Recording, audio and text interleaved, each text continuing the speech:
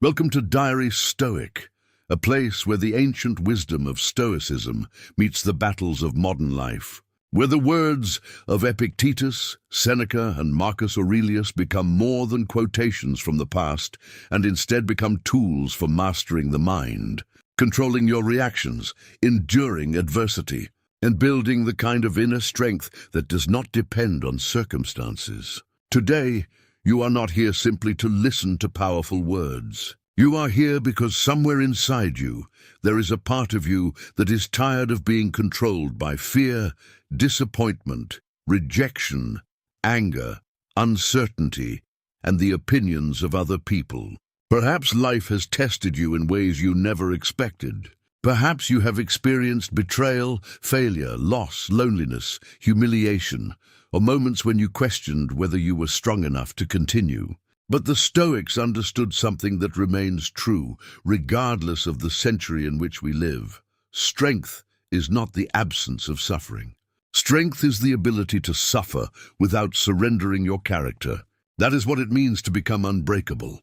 And as you walk through these powerful Stoic lessons, remember that this is not about becoming cold, emotionless, or indifferent to life. It is about becoming so disciplined within yourself that external circumstances no longer have unrestricted access to your peace. If you want to go deeper into this philosophy and explore a more intense approach to self-mastery, you can also discover the book Estoicismo Prohibido, el arte de una mente indomable, available through Hotmart. Think of it as another resource for those who want to continue studying the discipline of the Stoic mind, strengthening resilience, and developing greater control over their thoughts and actions. But for now, forget everything around you for a moment and listen carefully, because what you are about to hear is not merely a collection of ancient wisdom.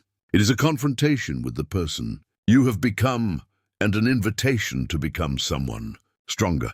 There will come a moment in your life when you finally understand that being strong does not mean that you will never be hurt again. It does not mean that people will never disappoint you, that you will never lose, that you will never experience fear, or that life will suddenly become fair.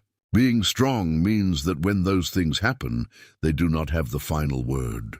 Someone can hurt you without destroying you. Someone can reject you without determining your worth. Someone can leave without taking your future with them. Failure can happen without becoming your identity. A difficult season can arrive without becoming your permanent state. You can experience pain without becoming pain. This distinction is at the heart of Stoic philosophy. Epictetus understood that although circumstances can restrict the body, they do not automatically possess the mind.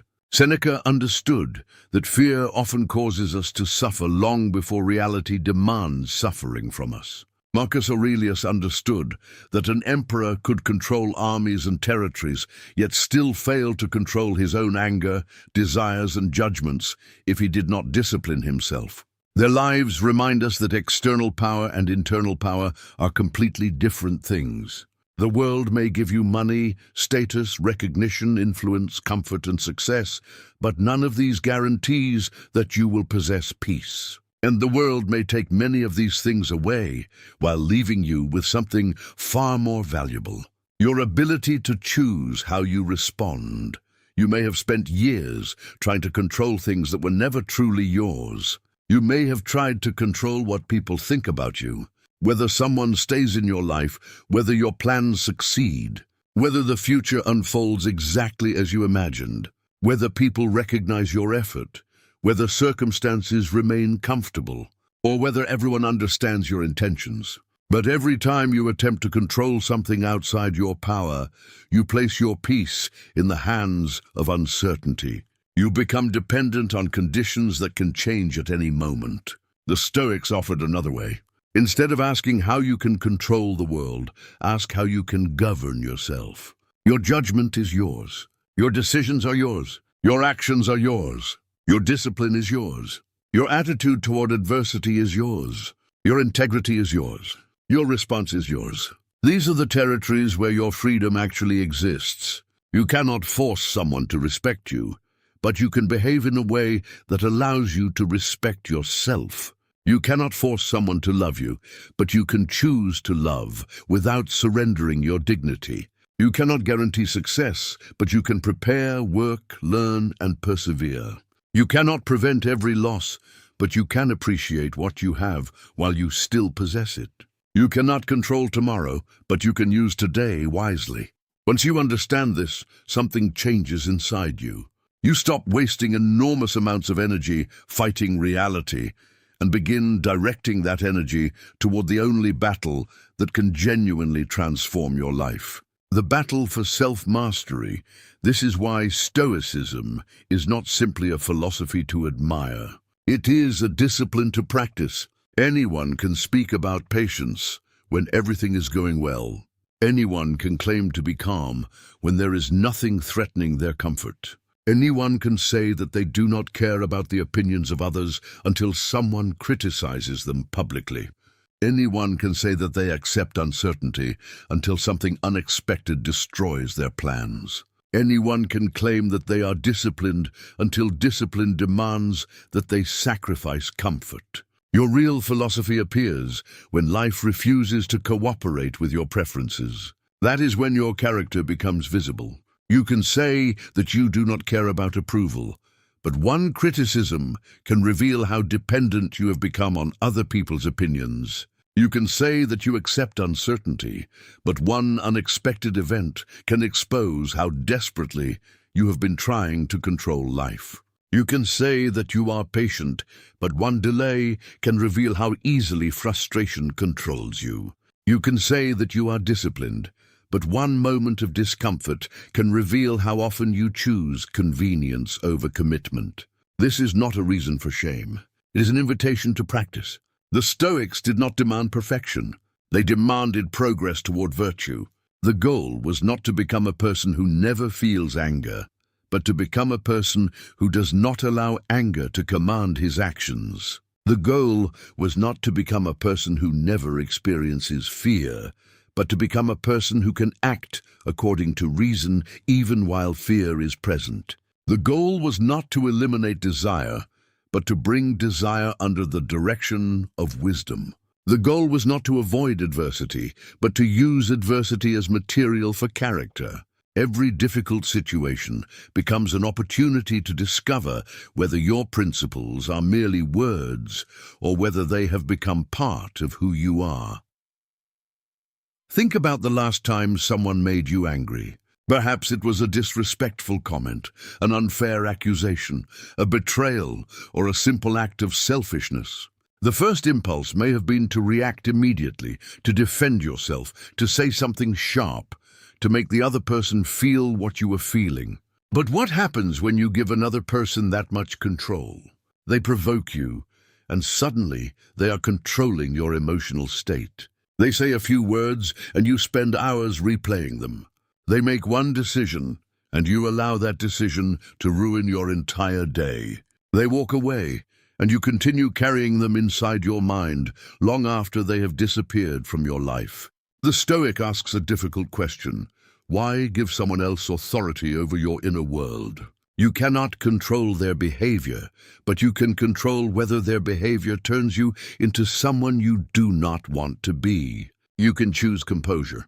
You can choose silence. You can choose a measured response. You can choose to walk away. You can choose to correct what is within your control and release what is not. This is not weakness. It is self-command. The person who immediately reacts may believe they are powerful because they express their anger.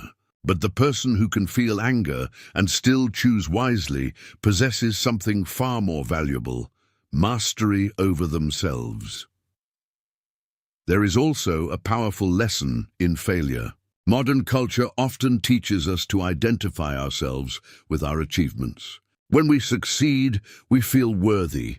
When we fail, we feel worthless. When people praise us, we feel secure. When they criticize us, we begin questioning ourselves. The Stoics rejected this dependence on external validation. Your worth as a human being cannot be built entirely upon outcomes that are never completely under your control. You can do everything correctly and still fail. You can work harder than someone else and still lose. You can make an intelligent decision and encounter an unexpected consequence. You can give your best to a relationship and still be rejected. This is not always evidence that you are inadequate. Sometimes it is simply evidence that life contains variables you cannot command. Your responsibility is not to guarantee the outcome. Your responsibility is to act with wisdom, courage, justice, and discipline. If you fail while acting according to those virtues, you have not necessarily lost. You have gained information, experience, resilience, and a clearer understanding of yourself. Failure becomes dangerous only when you transform it from an event into an identity. You failed at something. That does not mean you are a failure. You lost something. That does not mean you are lost. You experienced rejection. That does not mean you are unworthy. You made a mistake. That does not mean your future is destroyed. The Stoic separates what happened from the story the mind creates about what happened. This separation is one of the most powerful forms of mental discipline. Something happens, and immediately the mind begins creating a narrative. Someone does not respond to your message, and you assume they are ignoring you. Someone criticizes your work, and you decide they hate you. You lose an opportunity, and you conclude that you will never have another one. Someone leaves your life, and you decide that you will always be alone. But an event and your interpretation of that event are not necessarily the same thing. The event is one thing. The judgment you attach to it is another. Stoicism teaches you to examine that judgment before accepting it as truth. Ask yourself, what actually happened? What am I adding to the situation? What is within my control? What action is required from me now?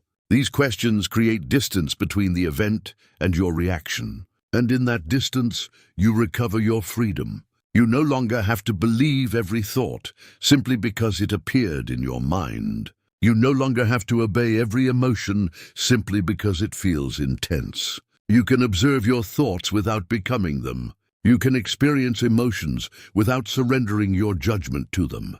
You can acknowledge fear without allowing fear to make your decisions. You can acknowledge anger without allowing anger to speak through you. This is the beginning of becoming unbreakable. Not because you stop feeling, but because you stop allowing every feeling to become a command. Not because you stop caring, but because you stop allowing what you care about to control your entire identity. Not because you stop loving, but because you learn to love without possession. Not because you stop pursuing success, but because you learn to pursue excellence without becoming enslaved to the outcome. Not because you stop experiencing disappointment, but because you learn to transform disappointment into information and growth. An unbreakable person is not someone who has never been broken by life. It is someone who has learned how to rebuild with greater wisdom each time life knocks them down. Every scar becomes evidence that they survived something. Every failure becomes a lesson. Every rejection becomes a reminder that their identity cannot depend on another person's decision. Every obstacle becomes training. Every difficult day becomes another opportunity to practice the principles they claim to believe. And this is where the teachings of Marcus Aurelius become especially relevant. He did not write private reflections because he wanted to impress an audience. He wrote reminders to himself because even an emperor needed to remember how to govern his own mind. That should humble you. If someone with enormous power understood that the mind requires constant training, why would you assume that you can become disciplined without practice? You cannot listen to one inspirational message and expect permanent transformation. You cannot read one quote about courage and suddenly become fearless. You cannot hear one lesson about self-control and suddenly eliminate every impulse. Strength must be trained repeatedly. Every morning provides another opportunity. Every frustrating conversation provides another opportunity. Every temptation provides another opportunity. Every delay provides another opportunity. Every criticism provides another opportunity. Every moment when you want to quit provides another opportunity. Your life is constantly giving you small tests, and those small tests prepare you for the larger ones. The person who learns to remain calm during small inconveniences becomes better prepared for serious adversity. The person who learns to control small desires becomes better prepared to resist larger temptations. The person who learns to keep small promises to themselves becomes more capable of trusting their own discipline.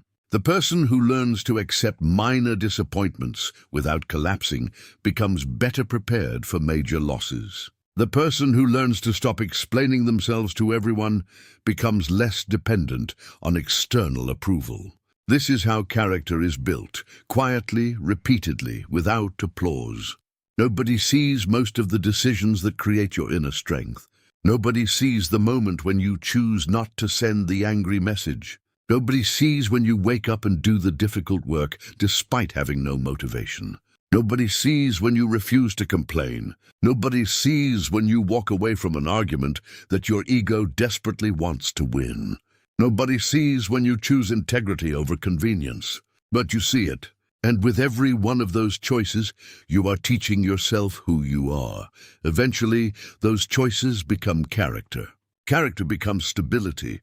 Stability becomes confidence. And confidence becomes a quiet form of power that does not need to announce itself. You stop needing everyone to understand you. You stop needing everyone to approve of you. You stop chasing every opportunity because you are afraid another one will never appear. You stop begging people to stay when their actions have already told you they want to leave. You stop wasting your energy trying to control what belongs to the outside world. You begin investing that energy into what you can actually improve: your mind, your habits, your actions, your relationships, your work, your principles, and your character. This is the transition from dependence to self-command. It's the moment when you stop asking, "How can I make life obey me?" and begin asking, "How can I become capable of meeting life as it is?" That question can change everything, because life will never become completely predictable. There will always be things you cannot control. People will change, plans will fail, bodies will age, relationships will evolve, opportunities will disappear. Money will come and go. Reputation will rise and fall. Circumstances will shift without asking your permission. If your peace depends on controlling these things, your peace will always be fragile. But if your peace is rooted in your ability to respond wisely, then external uncertainty no longer has the same power over you. You become flexible without becoming weak. You become calm without becoming passive. You become ambitious without becoming desperate. You become compassionate without becoming dependent. You become disciplined without becoming rigid. You become strong without becoming cruel. This is the balance the Stoics were searching for. They did not teach us to run away from life. They taught us to participate in life without becoming enslaved to it. They did not tell us to stop loving people. They taught us to remember that everything external is temporary. They did not tell us to stop pursuing achievement. They taught us not to make achievement the foundation of our identity. They did not tell us to avoid adversity. They taught us to use adversity as training. They did not tell us to suppress every emotion. They taught us to examine our judgments and prevent destructive passions from controlling our actions. This is why Stoicism remains so powerful. It does not promise a world without pain. It gives you a method for meeting pain without losing yourself. So as you continue through these teachings, do not listen merely for phrases that sound powerful. Listen for ideas that expose you. Listen for the quote that makes you uncomfortable, because it reveals something you have been avoiding. Listen for the lesson that forces you to admit that perhaps the problem is not always what happened to you, but what you have repeatedly chosen to do with what happened. Listen for the reminder that you cannot control another person's behavior, but you can control whether you allow their behavior to corrupt your character. Listen for the reminder that your time is limited, that death is inevitable, that reputation is temporary, that possessions are unstable, and that the only thing truly worth protecting is the quality of the person you become while you are here. This is not meant to frighten you. It's meant to awaken you. Because one day, the things you are worrying about today will no longer matter. The argument will be forgotten. The criticism will disappear. The embarrassing moment will become irrelevant. The person whose approval you desperately wanted may become a distant memory. The opportunity you thought you could never live without may be replaced by something else. And you will realize that you spent precious hours of your life giving emotional power to things that were never worthy of it. The Stoic tries to remember this before it is too late. They practice distinguishing what deserves attention from what merely demands attention. Not everything that enters your mind deserves a response. Not every insult deserves an answer. Not every desire deserves satisfaction. Not every fear deserves obedience. Not every opinion deserves consideration. Not every opportunity deserves pursuit. Wisdom is knowing what deserves your energy, and that is where your journey toward an unbreakable mind truly begins. It begins when you stop trying to make the world perfectly safe and start becoming capable of standing in uncertainty. It begins when you stop demanding that everyone treat you fairly and start committing yourself to acting fairly.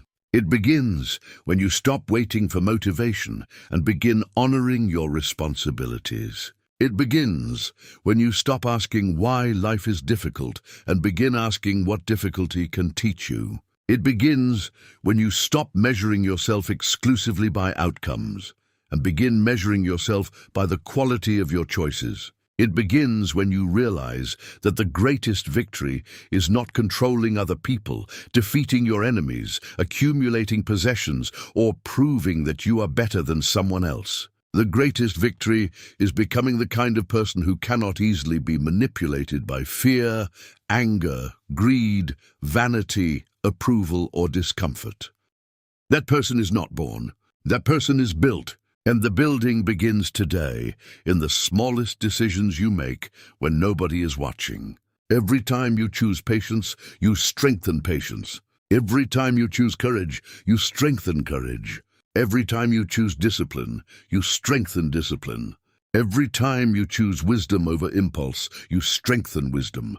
Every time you choose acceptance over useless resistance, you strengthen resilience. Every time you choose to govern yourself instead of attempting to govern the entire world, you move one step closer to the freedom the Stoics described.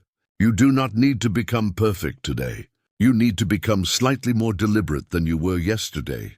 You need to make one better decision, then another, then another. Over time, those decisions become your character. And when the next storm arrives, because it will, you may still feel fear. You may still feel pain. You may still feel anger. You may still question yourself. But something will be different.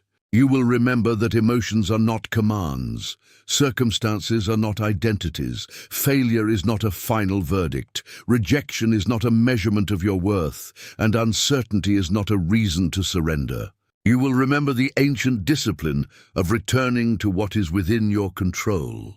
You will remember that your response remains yours. And perhaps in that moment, you will understand what it truly means to be unbreakable. Now that you understand that becoming unbreakable does not mean becoming incapable of pain, but becoming capable of remaining faithful to your principles while pain is present, we can go deeper into the discipline that separates a person who merely admires Stoicism from a person who actually lives it. The Stoics understood that your greatest weakness is often not the difficult event itself, but the meaning you attach to it. Life presents an event, and your mind immediately tries to explain it, judge it, categorize it, and predict what it means for your future. Someone ignores you, and your mind tells you that you are not important. Someone succeeds, and your mind tells you that you are falling behind. Someone criticizes you, and your mind tells you that you must defend yourself.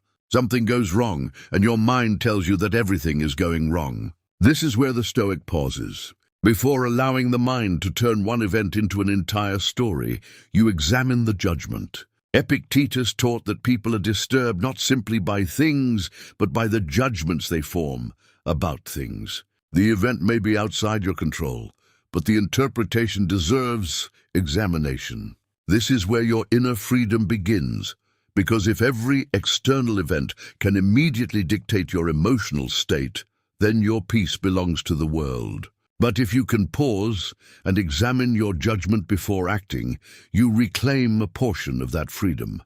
Imagine waking up one morning and discovering that something you worked toward for months has failed. Your first reaction might be disappointment. That is natural. You might feel frustration, sadness, or even anger. Stoicism does not require you to pretend otherwise. But after the first emotion appears, another choice becomes available. You can ask yourself what the event actually means. Does this failure prove that you are incapable? No. Does it guarantee that you will fail again? No. Does it erase everything you learned? No. Does it prevent you from making another attempt? Not necessarily. The only undeniable fact is that one particular outcome did not happen as you wanted. Everything beyond that requires interpretation. This distinction may seem small, but it can completely change the trajectory of your life. A weak mind turns a setback into a sentence. A disciplined mind turns a setback into information. One says, "This happened, therefore I am defeated." The other says, "This happened. What can I learn, and what should I do next?" That second question is the language of resilience. Seneca understood that much of human suffering comes from borrowing trouble from the future. We imagine disasters before they happen, rehearse conversations that may never occur, and experience fear about possibilities that have not yet become reality. We can spend an entire evening suffering from an imaginary tomorrow while neglecting the only moment we actually possess, today. The Stoic does not deny that preparation matters. Preparation is rational. Obsession is not. There is a difference between preparing for difficulty and mentally living through difficulty 100 times before it arrives. One is wisdom. The other is self-inflicted suffering. When you prepare, you ask what action is available to you. When you obsess, you repeatedly ask what could go wrong. One produces readiness, the other produces exhaustion. You must learn to recognize the difference. When uncertainty enters your mind, do not immediately attempt to eliminate it. Ask yourself whether there is an action you can take. If there is, take it. If there is not, release the demand for certainty and return to the present. This is one of the reasons the Stoic practice of distinguishing what is within your control from what is outside it remains so powerful. You control whether you prepare, but not whether everything goes according to plan. You control whether you speak honestly, but not whether someone believes you. You control whether you train your body, but not whether you will always remain healthy. You control whether you treat people with respect, but not whether they reciprocate. You control your effort, but not every outcome. You control your response, but not every event. The more clearly you understand this boundary, the more efficiently you can use your energy. Your attention is a limited resource. Every minute spent trying to control what cannot be controlled is a minute taken away from something that can be improved. This is why Stoic discipline is not merely about emotional calm. It is also about the intelligent allocation of attention. Ask yourself how much attention you have given to people who are no longer part of your life. How many arguments have you continued in your mind long after the other person stopped thinking about them? How many times have you imagined proving someone wrong? How many times have you wondered what someone thinks of you? How often have you checked whether someone noticed your absence, appreciated your work, or regretted losing you? These questions are uncomfortable because they expose a hidden form of dependence. You may believe that you have moved on while your attention remains emotionally attached to the person or situation. Stoicism asks you to take that attention back, not through bitterness, not through revenge, through indifference toward what is irrelevant to your virtue. If someone chooses to misunderstand you, you cannot force understanding. If someone chooses to leave, you cannot force them to stay. If someone chooses not to recognize your value, you cannot make them recognize it. Your responsibility is to remain honorable regardless of their choices. This is where the philosophy becomes deeply practical. Imagine receiving a message designed to provoke you. You read it, feel the surge of anger, and immediately want to respond. The modern instinct is to answer quickly because the phone is already in your hand. But the Stoic recognizes that the first impulse is not necessarily the wisest response. Put the phone down. Let the emotion settle. Ask yourself, what response would make you respect yourself tomorrow? That question is powerful because it shifts your focus from immediate emotional satisfaction to long-term character. Maybe the correct response is to clarify something calmly. Maybe it is to establish a boundary. Maybe it is to say nothing. Maybe it is to walk away. The answer depends on the situation, but the principle remains the same. Do not allow another person's emotional state to dictate your own behavior. This is also why silence can be a form of strength. Not every accusation deserves an explanation.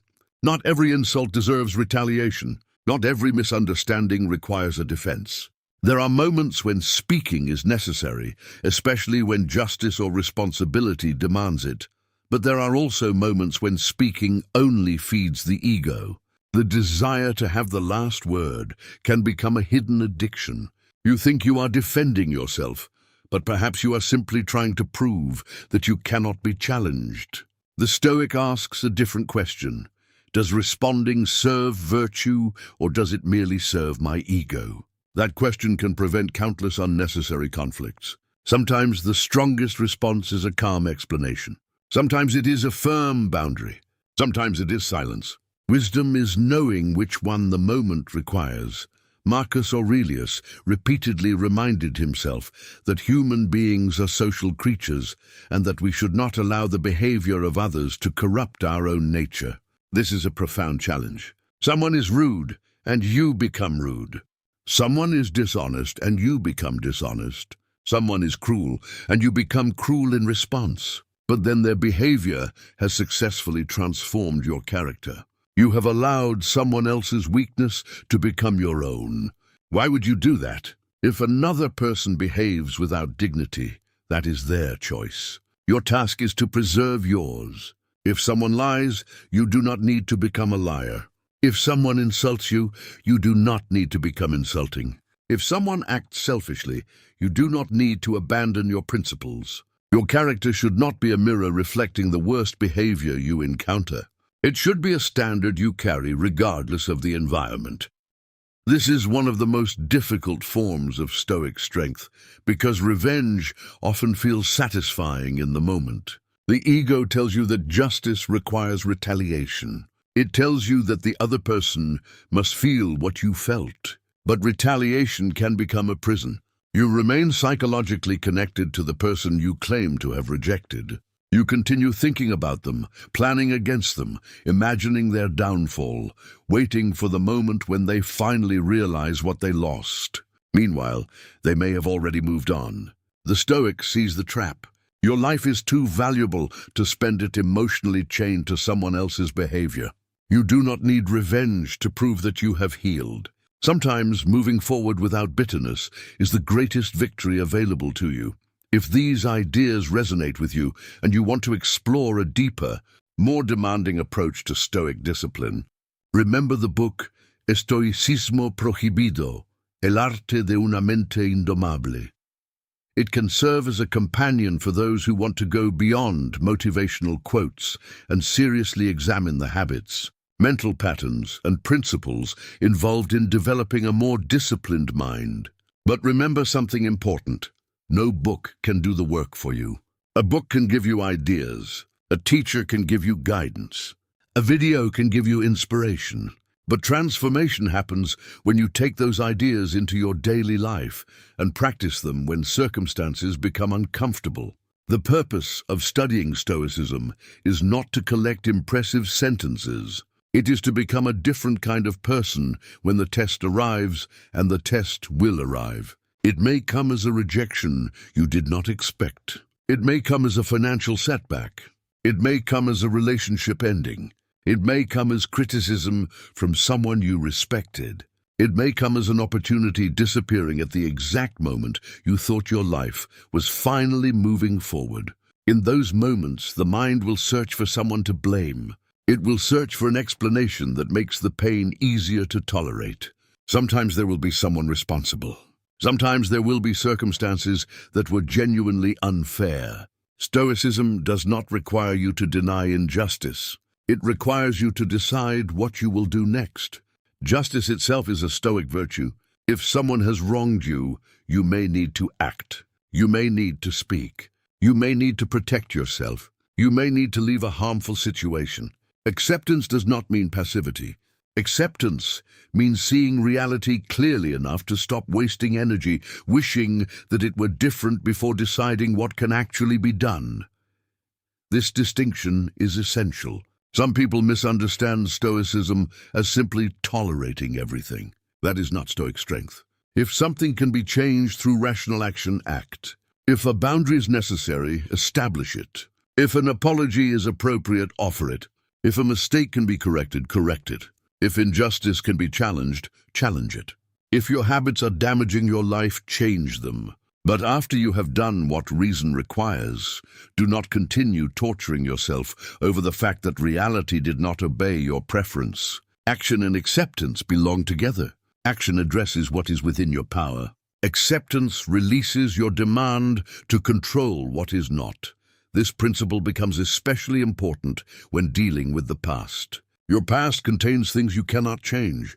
You cannot return to yesterday and choose different words. You cannot undo a betrayal. You cannot recover every opportunity you ignored. You cannot erase every mistake. You cannot make yourself younger. You cannot force someone to forget something you regret. But you can decide what those experiences mean for the person you become now. Regret can either become a teacher or a permanent prison. The Stoic uses reflection without becoming enslaved by it. Look at the mistake. Understand it. Take responsibility where responsibility belongs. Repair what can be repaired. Learn what must be learned. Then return to the present and act differently. Replaying the past without learning from it is not wisdom. It is repetition. This is where your relationship with yourself becomes crucial. Many people are patient with everyone except themselves. They forgive friends for mistakes, but refuse to forgive themselves. They understand that other people are imperfect, but demand impossible perfection from their own lives. They make one mistake and spend years using it as evidence against themselves. Stoicism offers a more rational form of self-examination. You should hold yourself accountable, but accountability is not the same as self-hatred. If you did something wrong, admit it. If you harmed someone, make amends. If you acted foolishly, learn. But do not turn a mistake into an identity. The purpose of judgment is improvement, not destruction. Epictetus emphasized the importance of examining your impressions before accepting them. The first impression may say, "This is terrible." Your disciplined mind asks, "Is it truly terrible, or is it simply unpleasant?" The first impression may say, "I cannot handle this." Your disciplined mind asks, "What evidence do I have that I cannot?" The first impression may say, "Everyone is against me." Your disciplined mind asks, "Is that actually true?" This practice may sound simple, but it can change the entire emotional architecture of your life. You stop treating every thought as a fact. You begin investigating your own mind. That is an important part of becoming unbreakable, because a mind that believes every thought becomes easy to control. If your mind tells you that you are worthless, you believe it. If it tells you that everyone is judging you, you believe it. If it tells you that one failure means the end, you believe it. If it tells you that you must immediately satisfy a desire, you obey it. But the Stoic learns to create a pause between thought and action. You can have a thought without obeying it. You can have an emotion without becoming it.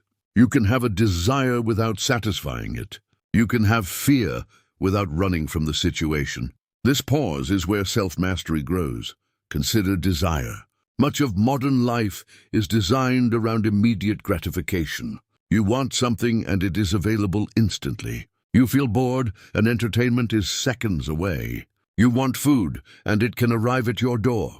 You want approval, and you can seek it through social media.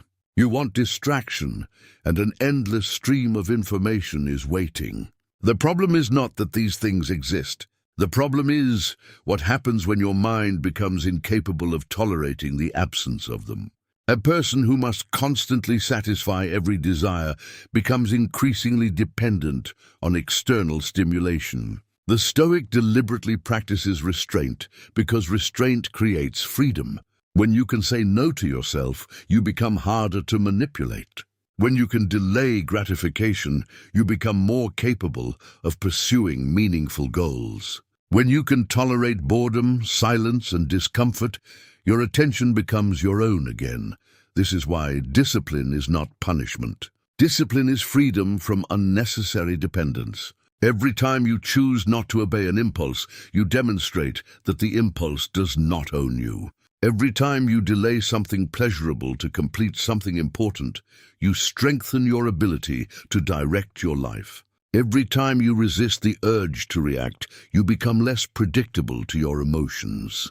Every time you choose your principles over your mood, you become more trustworthy to yourself, and eventually something remarkable happens. You begin to trust yourself, not because you believe you will always make the perfect decision, but because you know that when you make a mistake, you will confront it.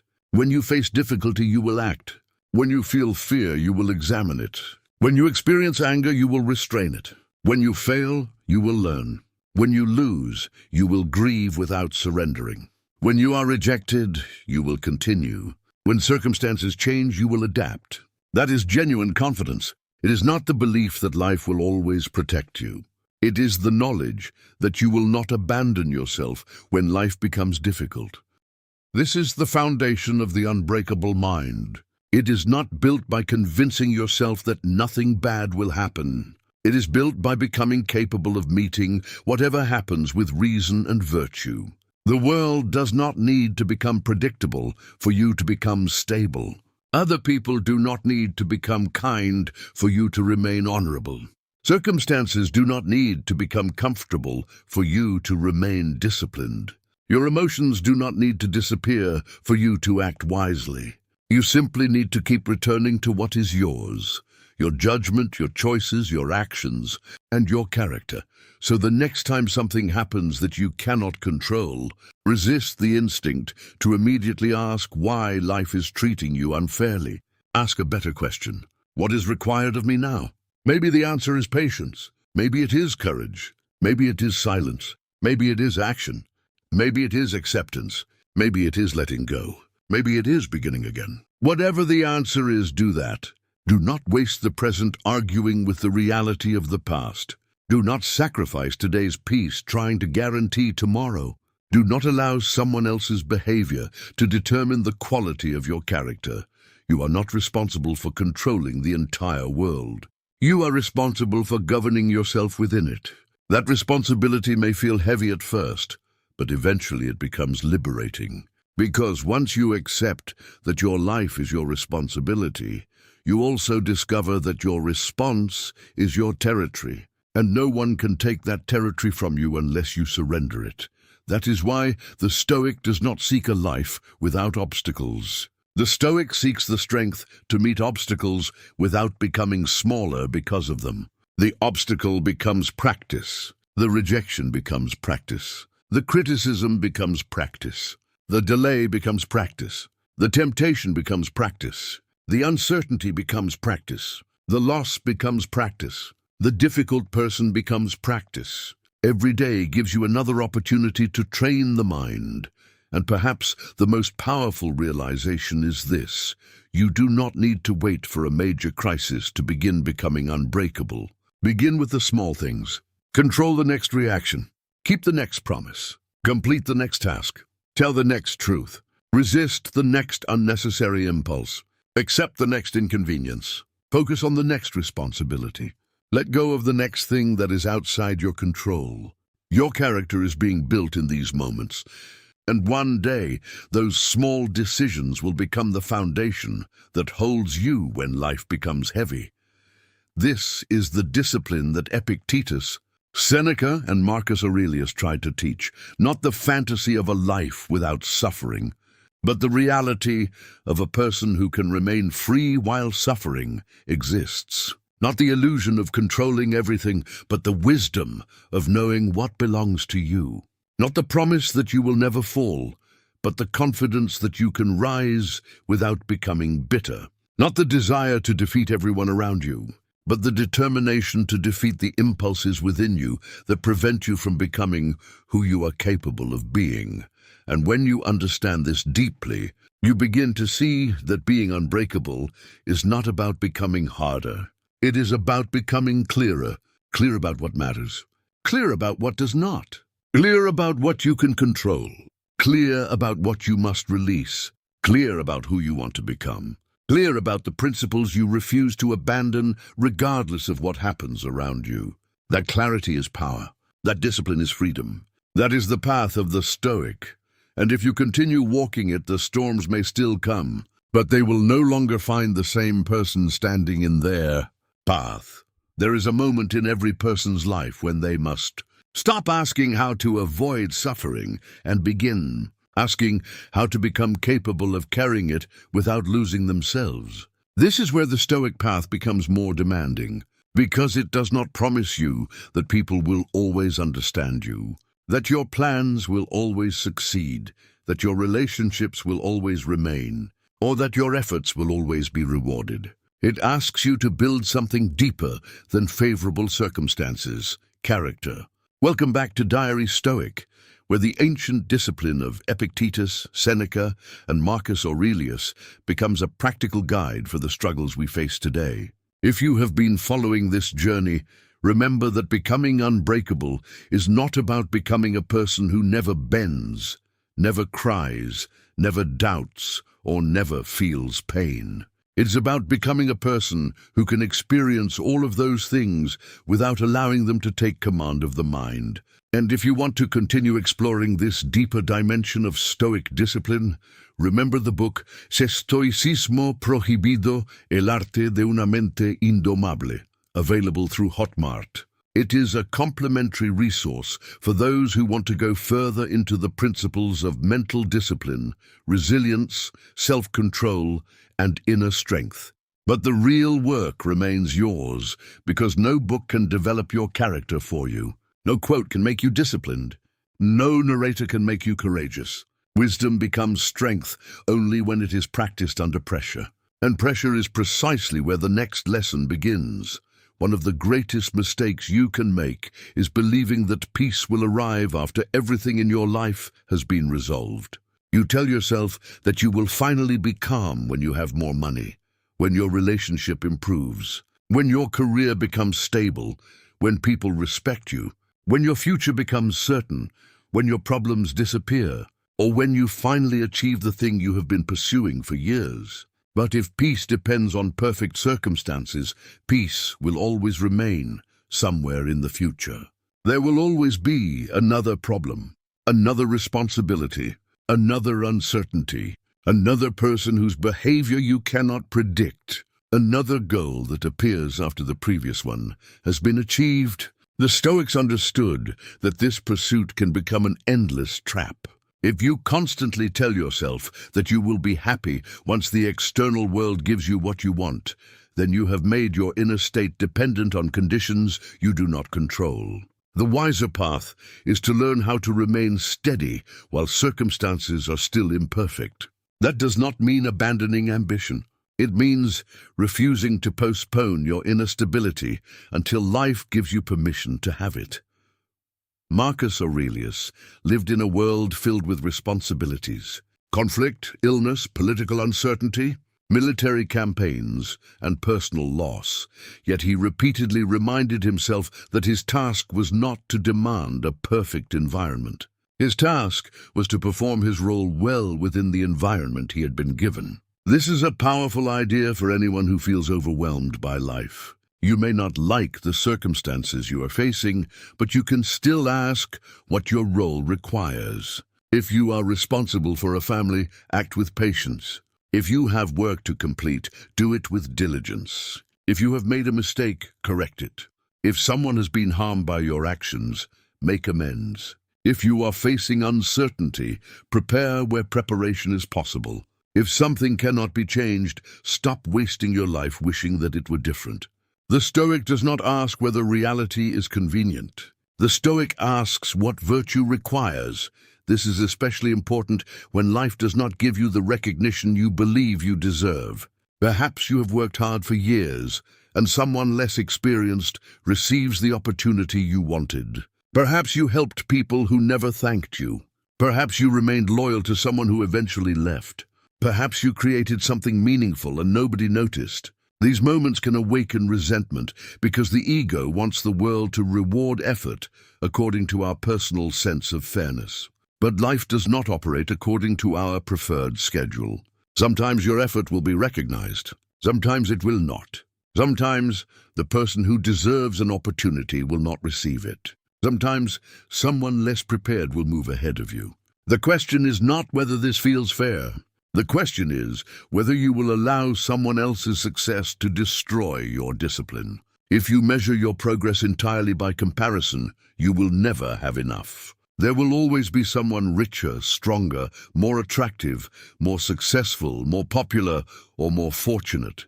The Stoic therefore turns the attention inward. Are you becoming better than the person you were yesterday? Are you acting according to your principles? Are you using your abilities responsibly? Are you improving what is within your control? Those questions are far more useful than constantly asking why someone else has what you want. Comparison is one of the quietest ways to surrender your peace. You can wake up having everything you need and destroy your mood within minutes by looking at someone else's life. You see their success, but not their private struggles. You see their possessions, but not their sacrifices. You see the result, but not the years of uncertainty that may have preceded it. Social media intensifies this problem because it gives you endless opportunities to compare your ordinary moments with other people's carefully selected highlights. The Stoic response is not necessarily to reject modern technology, but to govern your attention. If something repeatedly makes you envious, distracted, resentful, or dissatisfied, examine your relationship with it. Your attention is part of your life. Where you place it matters. You cannot complain that you lack peace while voluntarily feeding your mind with everything that destroys it. Seneca's reflections on time are especially relevant here. He understood that people often complain about having too little time, while simultaneously giving large portions of their lives away to distractions, unnecessary arguments, excessive ambition, and the pursuit of things that do not truly matter. Your time is not merely something you have. It is your life being spent. Every hour you waste is not simply an hour missing from your schedule. It is an hour that will never return. This is why the Stoic treats time differently. The question is not only, what should I do today? It is also, what deserves a portion of my limited life? Once you begin thinking this way, many things lose their power. The pointless argument becomes less attractive. The need to impress strangers becomes less important. The endless scrolling becomes easier to recognize for what it is. The obsession with proving yourself becomes less compelling. You begin asking whether the thing consuming your attention deserves a piece of your existence. Death is one of the Stoic themes that modern people often avoid. But the Stoics used the awareness of mortality not to create despair, but to sharpen appreciation and responsibility. You do not know how many conversations remain with the people you love. You do not know how many mornings you have left. You do not know how many opportunities will appear again. This does not mean living in constant fear of death. It means refusing to behave as though time is infinite. If you knew that your time was limited, would you still spend so much energy trying to impress someone who does not respect you? Would you continue postponing the work that matters? Would you continue carrying an old resentment that has already stolen years from you? Would you continue allowing fear of criticism to prevent you from acting? Mortality can become a teacher. It reminds you that your life is happening now. This awareness also changes how you view possessions. The Stoic does not necessarily reject wealth, comfort, or success. Instead, the Stoic refuses to make them the foundation of identity. You can possess money without allowing money to possess you. You can enjoy comfort without becoming incapable of discomfort. You can appreciate recognition without becoming dependent upon it. You can enjoy relationships without believing that another person is responsible for your entire sense of worth. Everything external is temporary. The mistake is not enjoying temporary things. The mistake is believing that temporary things are permanent. Once you understand impermanence, gratitude becomes deeper. You stop taking ordinary moments for granted because you recognize that every moment is passing. This is why the Stoic practice of imagining loss can be so powerful when used wisely. Consider the things you currently treat as guaranteed. Your home, your health, your relationships, your freedom, your ability to move, work, speak, think, and choose. You do not have to become pessimistic to appreciate these things. You simply have to recognize that they are not permanent possessions. They are conditions you have the privilege of experiencing now. That awareness changes the way you behave. You become more grateful. You complain less. You pay more attention. You stop assuming that tomorrow will automatically provide what today provides. You begin to understand that gratitude is not merely saying thank you when life is good. Gratitude is recognizing the value of what exists before its absence teaches you the value. But there is another side to this practice. If you constantly fear losing everything you love, you can become anxious rather than grateful. The Stoic does not live in permanent anticipation of disaster. The purpose is perspective, not obsession. You acknowledge impermanence so that you can live more deliberately, not so that you can become terrified of every possible loss. The mature mind can hold two truths simultaneously. I deeply value this, and I understand that I cannot guarantee that it will remain forever. That combination creates appreciation without possession. This becomes especially important in relationships. Many people confuse love with control.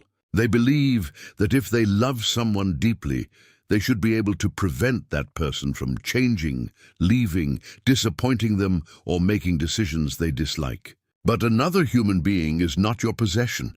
They have their own judgments, desires, fears, and choices. You can influence someone through your actions, but you cannot command their inner world. The Stoic loves without attempting to own. This does not mean accepting disrespect or remaining in harmful situations. It means understanding that another person's freedom is real. If someone chooses to leave, you can grieve. If someone betrays you, you can establish boundaries. If someone disappoints you, you can decide what the relationship now requires. But you do not have to destroy yourself because another person exercised a choice you did not want. The same principle applies to children, friends, colleagues, and family members. You can advise them, support them, encourage them, and love them, but you cannot live their lives for them. Trying to control every decision another person makes is exhausting because it is fundamentally impossible.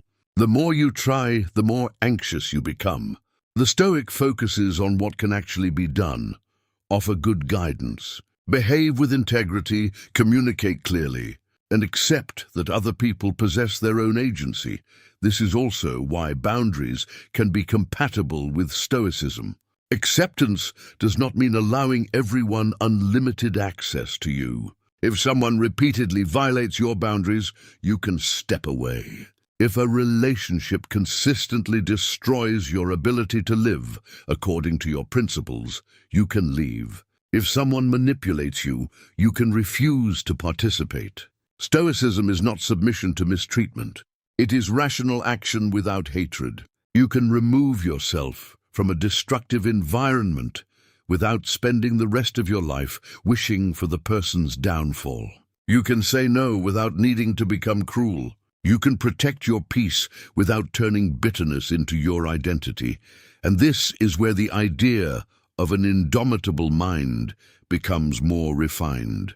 An indomitable mind does not mean that nobody can hurt you. It means that even when you are hurt, you refuse to become unjust. It means that pain does not give you permission to abandon your principles. It means that betrayal does not automatically justify betrayal. Anger does not justify cruelty. Disappointment does not justify dishonesty. Rejection does not justify desperation. Your suffering does not give you permission to make other people suffer unnecessarily. This is one of the highest forms of Stoic strength, maintaining virtue when you have every emotional reason to abandon it. Think about the person who hurt you most. Perhaps part of you still wants them to regret what they did. Perhaps you imagine a future where they finally understand your value. Perhaps you want them to see you succeed so that they realize what they lost. But notice what happens when you live this way. Your future is still organized around them. Your achievements become messages to them. Your success becomes revenge. Your appearance becomes a statement. Your life remains connected to their judgment. Is that freedom? No, that is still dependence. True freedom begins when you stop needing them to understand. You stop needing their regret. You stop needing their apology to move forward. If an apology comes, you can decide what to do with it. If it never comes, you can still heal. Your closure does not have to depend on another person's behavior. This is difficult because the ego wants justice in a very specific form. It wants the other person to suffer exactly as you suffered. But justice and revenge are not the same. Justice seeks what is right. Revenge often seeks emotional satisfaction. Sometimes justice requires consequences. Sometimes it requires distance. Sometimes it requires speaking the truth. But once the appropriate action has been taken, continuing to feed hatred may no longer serve justice. It only keeps you emotionally attached to the wound. Seneca wrote extensively about anger because he recognized how destructive it can become when cultivated. Anger often convinces you that you are protecting yourself, when in reality it is consuming your attention. You replay the offense. You construct arguments. You imagine revenge. You prepare speeches that may never be spoken. You become emotionally invested in someone else's punishment. Meanwhile, your own life continues passing. The Stoic does not deny that anger can signal that something is wrong, but a signal is not a command. You can recognize injustice without becoming consumed by rage. You can act firmly without becoming hateful. You can protect yourself without allowing the offender to occupy your mind forever. This is where emotional discipline becomes one of the greatest forms of strength. Your emotions are information, but they are not always instructions. Fear may tell you to examine a danger, but it does not automatically mean you should retreat. Anger may tell you that a boundary has been crossed, but it does not mean you should attack. Sadness may tell you that something mattered, but it does not mean you should abandon your responsibilities. Desire may tell you that you want something, but it does not mean you should pursue it at any cost. Emotional maturity means listening without surrendering command. The Stoic therefore learns to ask, what is this emotion trying to tell me, and what does reason require me to do? That question creates a partnership between emotion and reason rather than a war between them. You do not have to hate your emotions. You have to understand them. You do not have to suppress every feeling. You have to prevent destructive impulses from taking control of your actions. This is the difference between repression and self-mastery. Repression says, I must not feel this. Self-mastery says, I feel this, but I choose what I do next. The more you practice this, the more difficult you become to manipulate. People can still criticize you, but criticism no longer automatically destroys your confidence. People can disagree with you, but disagreement no longer feels like an attack on your identity. Someone can say no, and you can accept the answer without begging. Someone can provoke you, and you can pause before responding. Someone can attempt to flatter you, and you can remain grounded. This is a kind of freedom that many people never experience because their emotional state is constantly determined by external feedback. The unbreakable person is not someone who does not hear criticism. They are someone who can examine criticism without automatically accepting or rejecting it. If the criticism is true, learn from it. If it is false, release it. If it contains partial truth, take the useful part and leave the rest. You do not need to defend your ego against every statement. Your goal is not to appear perfect. Your goal is to become better. Sometimes the person criticizing you may be wrong. Sometimes they may be right. Wisdom is being willing to investigate instead of reacting automatically. This is another reason humility is essential to Stoic strength. A person who believes they are always right cannot learn. A person who believes they never make mistakes cannot improve. A person who needs to appear superior becomes terrified of being exposed as imperfect. But the Stoic can admit ignorance. The Stoic can say, "I was wrong." The Stoic can change their mind when evidence demands it. The Stoic does not see correction as humiliation. Correction is an opportunity to become more accurate, and perhaps this is what makes the Stoic mind so difficult to break. It does not depend on pretending to be perfect. It depends on being willing to confront reality. If you are wrong, you can admit it. If you fail, you can learn. If you lose, you can grieve. If you are criticized, you can examine the criticism. If someone leaves, you can accept the loss. If circumstances change, you can adapt. You do not need reality to tell you that you are always right. You need yourself to remain committed to truth and virtue. That commitment will sometimes require sacrifice. There will be moments when doing the right thing costs you something. Perhaps telling the truth costs you an opportunity. Perhaps refusing to participate in something unethical costs you social approval. Perhaps leaving a destructive relationship creates loneliness before it creates peace. Perhaps discipline requires you to sacrifice immediate pleasure. Perhaps pursuing a meaningful goal requires years of work without recognition. The Stoic understands that virtue is not always comfortable. If you only follow your principles when they are convenient, they are preferences, not principles. This is why the path toward becoming unbreakable is not always glamorous. It can be boring. It can be lonely. It can require doing the same difficult thing repeatedly. It can require saying no when everyone else says yes. It can require continuing without applause. It can require accepting that some people will never understand your choices. But that is precisely why it builds strength. The ability to continue doing what is right without constant external reinforcement is one of the strongest forms of independence. When you begin living this way, you may notice that you no longer need to announce your transformation. You do not need to tell everyone that you have become disciplined. Your actions will reveal it. You do not need to tell people that you are calm. They will notice when you remain composed under pressure. You do not need to tell people that you no longer care about approval. They will notice when you can walk away without begging to be understood. You do not need to tell people that you have become strong. They will see it when adversity arrives, and you remain standing. That is quiet strength. It does not demand an audience. It does not require applause. It does not need revenge. It does not need constant validation. It simply continues. And that is the kind of strength we are building here at Diary. Stoic, not a temporary emotional high that disappears when the video ends, but a mindset that can accompany you into difficult conversations, difficult mornings, difficult decisions, and difficult seasons. The purpose of hearing the words of ancient philosophers is to bring those words into your behavior. If a quote inspires you but does not change your actions, it remains entertainment. If a lesson changes how you behave when nobody is watching, it becomes philosophy.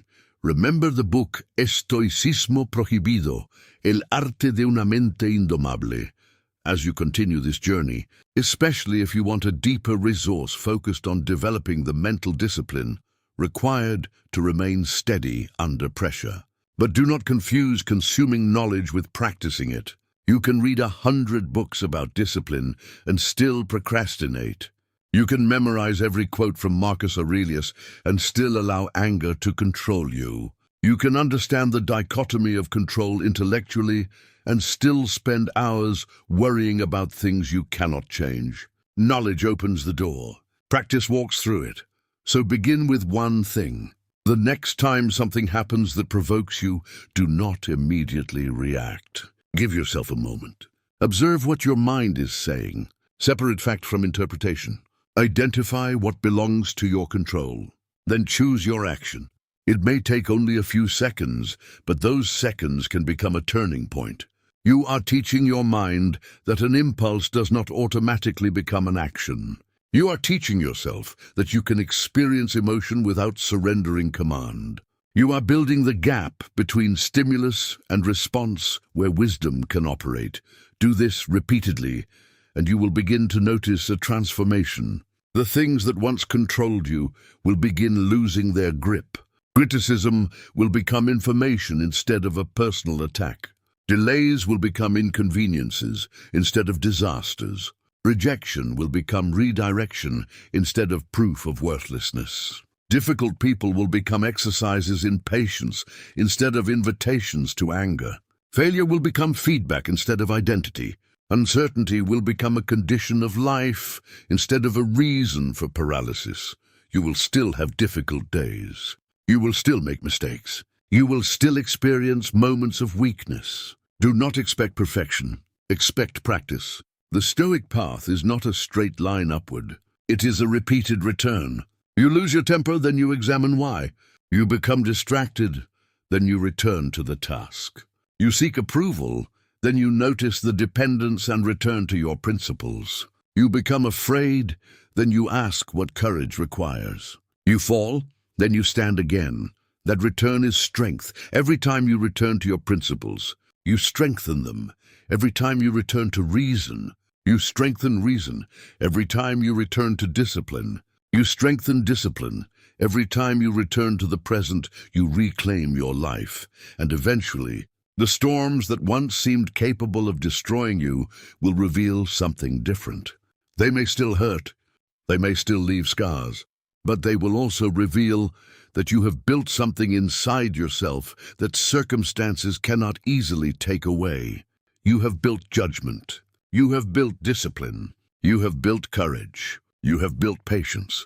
You have built self-respect. You have built the ability to continue. That is what it means to become unbreakable, not untouched, not fearless, not invincible, but governed. Governed by reason when emotion demands reaction. Governed by principles when temptation demands compromise. Governed by courage when fear demands retreat. Governed by wisdom when uncertainty demands panic. Governed by gratitude when the ego demands more. Governed by discipline when comfort demands surrender. And once you begin living this way, you will understand something the Stoics knew thousands of years ago. The greatest freedom is not getting everything you want. The greatest freedom is becoming the kind of person who does not need everything to go your way in order to remain at peace. That is the mind you are building. That is the discipline you are practicing. And that is the journey we will continue here at Diary. Stoic, there is another battle that every person who wants to become truly unbreakable must eventually face. And it is perhaps more difficult than dealing with criticism, rejection, or adversity from other people. The battle against the version of yourself that constantly demands comfort. Welcome back to Diary Stoic. If you have reached this point, understand that we are no longer talking about Stoicism as an interesting philosophy or a collection of ancient quotations. We are talking about a way of living that demands discipline when nobody is watching, restraint when nobody would know if you failed, and courage when taking the easier path would be far more comfortable. Epictetus, Seneca, and Marcus Aurelius understood that a person does not become strong by constantly satisfying every desire. Strength develops when you learn that you can experience discomfort without immediately escaping it. This is one of the deepest lessons behind an indomitable mind, and it is also one of the principles explored more deeply in Estoicismo Prohibido, El arte de una mente indomable, the hotmarked book we have mentioned throughout this journey. If you feel that you need a deeper exploration of self-control, mental discipline, and resilience, that resource can accompany your study of Stoicism. But remember that the real transformation cannot be purchased, downloaded, or listened to. It must be practiced. The book can provide principles. These words can provide perspective. The ancient Stoics can provide wisdom. But you must become the person who applies that wisdom when temptation, frustration, fear, and discomfort appear. Your mind will constantly search for the easiest path. This is not necessarily because you are weak or because something is wrong with you. It is part of being human. We naturally seek pleasure and avoid pain. We prefer certainty to uncertainty, praise to criticism, comfort to discomfort, and immediate rewards to delayed results. But if you obey every impulse simply because it feels good in the moment, you gradually lose your ability to choose. The desire becomes the commander, and you become the servant. This is why Stoic discipline is so powerful. It teaches you to create a separation between what you want and what you decide to do. You can want to stay in bed and still get up.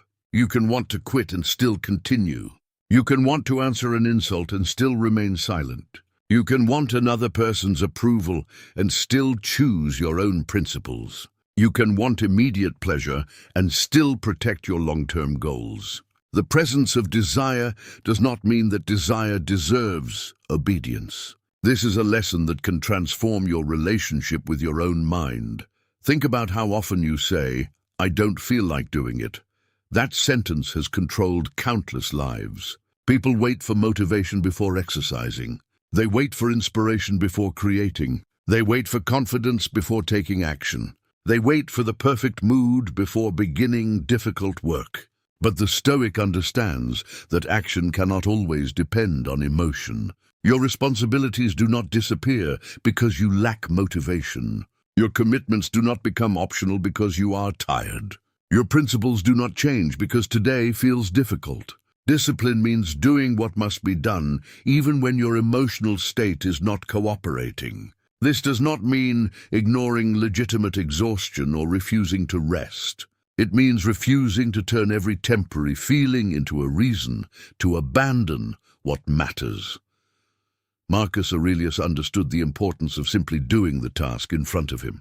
He did not need to feel inspired to fulfill his responsibilities. He needed to remember what his role required.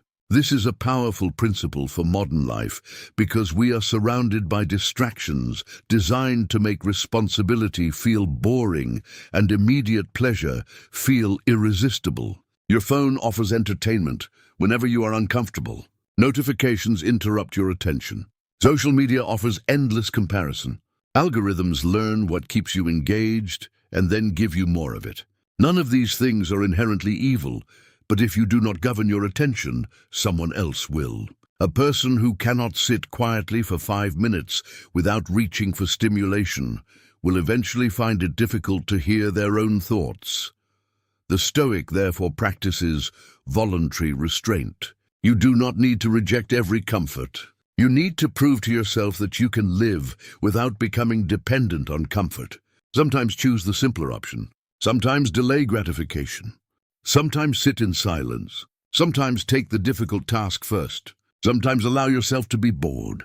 Sometimes resist the impulse to check your phone. Sometimes choose the workout, even when your mind says tomorrow will be better. Sometimes finish what you started. These actions may appear insignificant, but they teach your nervous system and your character an important lesson. Discomfort is not an emergency. That realization is enormously important. Many people treat discomfort as if something has gone wrong simply because they do not feel good. But discomfort can be a normal part of growth. Learning is uncomfortable. Exercise is uncomfortable. Honest conversations can be uncomfortable. Setting boundaries can be uncomfortable. Saying no can be uncomfortable. Being misunderstood can be uncomfortable. Starting over can be uncomfortable. Delayed gratification is uncomfortable. Discipline is often uncomfortable. If your standard for action is, "I must feel comfortable before I continue," you will constantly surrender your future to your present emotions. The Stoic reverses the question. Instead of asking, "How can I avoid discomfort?" ask, "What kind of discomfort is worth enduring?" There is meaningless suffering, and there is purposeful discomfort. Wasting hours in anxiety is suffering without direction. Training your body is discomfort with a purpose. Replaying an old argument is suffering without progress. Having a difficult but honest conversation can be discomfort with a purpose. Procrastinating because you are afraid of failure creates suffering that accomplishes nothing. Doing the work despite fear creates discomfort that can lead to growth. Wisdom is not simply avoiding pain. Wisdom is distinguishing between pain that destroys you and discomfort that develops you. Seneca understood this principle through the practice of deliberately becoming familiar with discomfort. He recognized that a person who occasionally experiences less comfort becomes less frightened by the possibility of losing comfort. This is why voluntary simplicity can be powerful. If you always require luxury, any reduction feels like disaster. If you learn to appreciate simplicity, you become harder to destabilize. If you always need praise, criticism becomes devastating. If you learn to work without recognition, criticism becomes easier to tolerate. If you always need certainty, uncertainty becomes terrifying. If you practice making decisions without knowing every outcome, uncertainty becomes manageable. This is not about making your life miserable.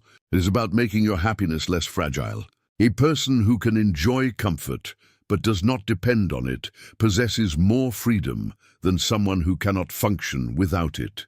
A person who appreciates recognition but can continue without it is stronger than someone who needs applause. A person who enjoys relationships but can stand alone is more stable than someone who believes they cannot exist without another person's presence. The Stoic does not necessarily remove good things from life. The Stoic removes the belief that those things are required for inner stability.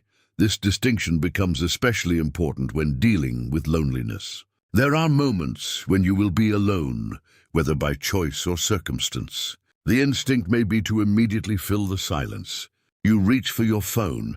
You search for another conversation. You look for entertainment. You seek validation. But solitude can become a training ground. When you learn to sit with yourself, you discover whether you actually like the person you are when nobody is providing distraction. That can be uncomfortable, but it is valuable. You begin to notice the thoughts you normally avoid. You notice what you fear. You notice what you desire. You notice where you have been dishonest with yourself. You notice which relationships you pursue because you genuinely value them, and which ones you pursue simply because you are afraid of being alone. The Stoic uses solitude not as an escape from humanity, but as a way to strengthen independence. You can love people without needing constant access to them. You can enjoy company without becoming terrified of silence. You can value relationships without making another person responsible for your emotional stability. This is a powerful form of freedom because desperation makes you vulnerable. When you believe that you cannot be alone, you may tolerate disrespect just to avoid loneliness. When you believe that you need someone's approval, you may betray your own values to keep it. When you believe that another person is responsible for your happiness, you give them a power they should never possess. Becoming comfortable with yourself changes that equation. You can say, I would prefer for this person to stay, but I will survive if they leave. You can say, I appreciate recognition, but I do not require it to know whether I acted correctly. You can say, I want this opportunity, but I will not destroy my integrity to obtain it. You can say, I dislike this circumstance, but I can still act effectively within it. These statements are not emotional coldness. They are emotional independence. Another form of independence is learning to stop explaining yourself to everyone. The need to be understood can become exhausting. You explain your decisions, then you explain your explanation. Then you try to correct someone's interpretation. Then you spend hours wondering why they still do not understand. But not everyone will understand you, and not everyone needs to. Some people have already decided what they think. Some people are committed to their interpretation because it protects their ego. Some people simply do not have enough information to understand your choices. You can clarify when clarification is useful, but eventually you must accept that another person's judgment is outside your control. Epictetus would encourage you to focus on what belongs to you. Your intention is yours. Your action is yours. Your character is yours. Another person's interpretation belongs to them. This does not mean you should ignore legitimate feedback. It means you should stop treating universal understanding as a requirement for peace. If you need everyone to approve of your decisions, you will never be free to make difficult decisions. The moment you choose a meaningful path, someone may criticize it. The moment you establish a boundary, someone may call you selfish. The moment you refuse to participate in something, someone may accuse you of being difficult.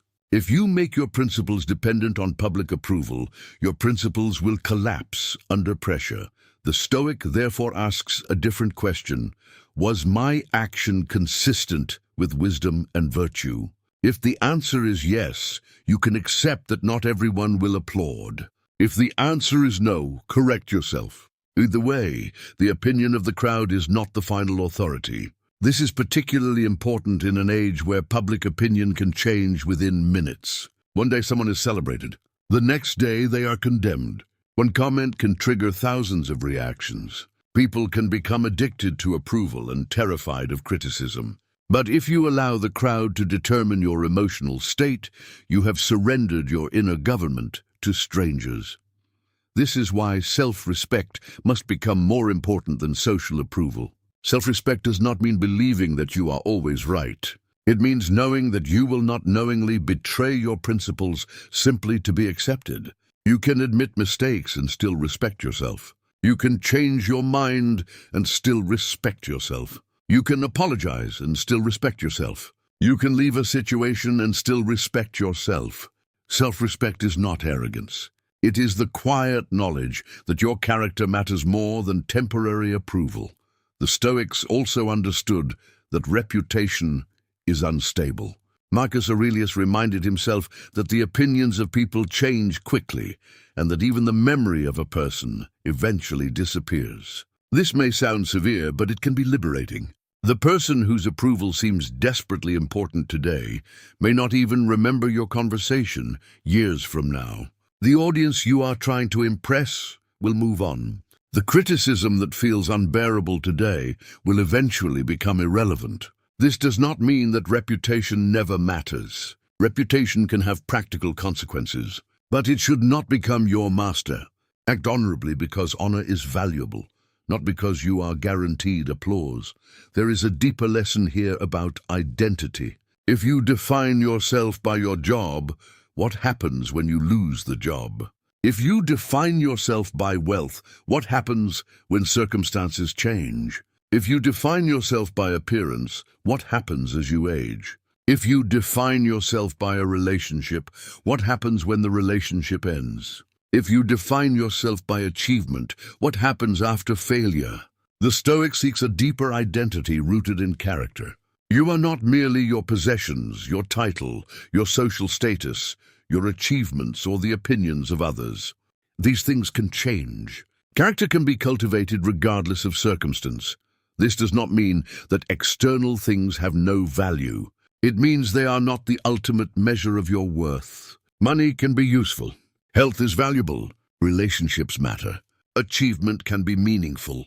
Recognition can open doors. But none of them should become the foundation upon which your entire identity rests. If they remain external, then losing them can hurt without completely destroying you. If you make them internal, every change becomes an existential crisis. This is why the Stoic practices a kind of psychological preparedness. Imagine losing something you currently take for granted, not to create fear, but to recognize its value. Imagine that the person you love will not always be beside you. Imagine that your current position could change. Imagine that your possessions are temporary. Imagine that your body will age. Imagine that your opportunities are limited. What would you do differently today if you genuinely understood these truths? Perhaps you would stop taking people for granted. Perhaps you would spend less time complaining.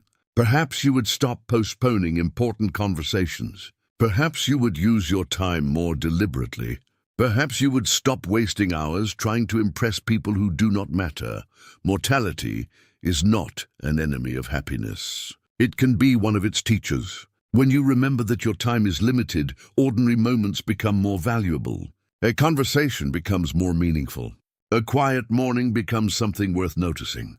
A meal with someone you love becomes something more than routine. The ability to walk, think, work, breathe, and choose becomes less invisible. The Stoic does not need every moment to be extraordinary. The awareness of impermanence makes ordinary moments extraordinary enough. But there is another difficult lesson.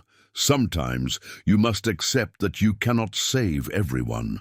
You can advise someone, but they may ignore you. You can love someone, but they may choose destructive behavior. You can offer help, but they may refuse it. You can explain, but they may not listen. This can be painful, especially when you care deeply. But trying to control another person's choices will eventually exhaust you. You are responsible for your own conduct. You can offer guidance, but you cannot force wisdom into another mind. This principle also protects you from unnecessary guilt. Sometimes people believe that if someone they care about suffers, they must somehow fix everything. But human beings are not omnipotent. You can support without controlling. You can care without carrying every burden that belongs to someone else. You can encourage without becoming responsible for their choices. This is not selfishness. It is recognition of reality. The same principle applies to the world itself. There are countless problems you cannot solve personally.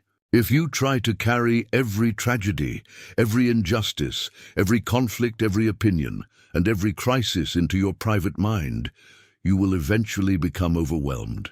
The Stoic asks what action is actually available. If there is something useful you can do, do it.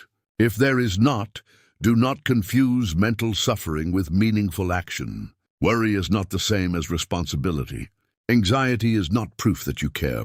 Sometimes the most rational thing you can do is acknowledge the situation and return to the responsibilities immediately in front of you.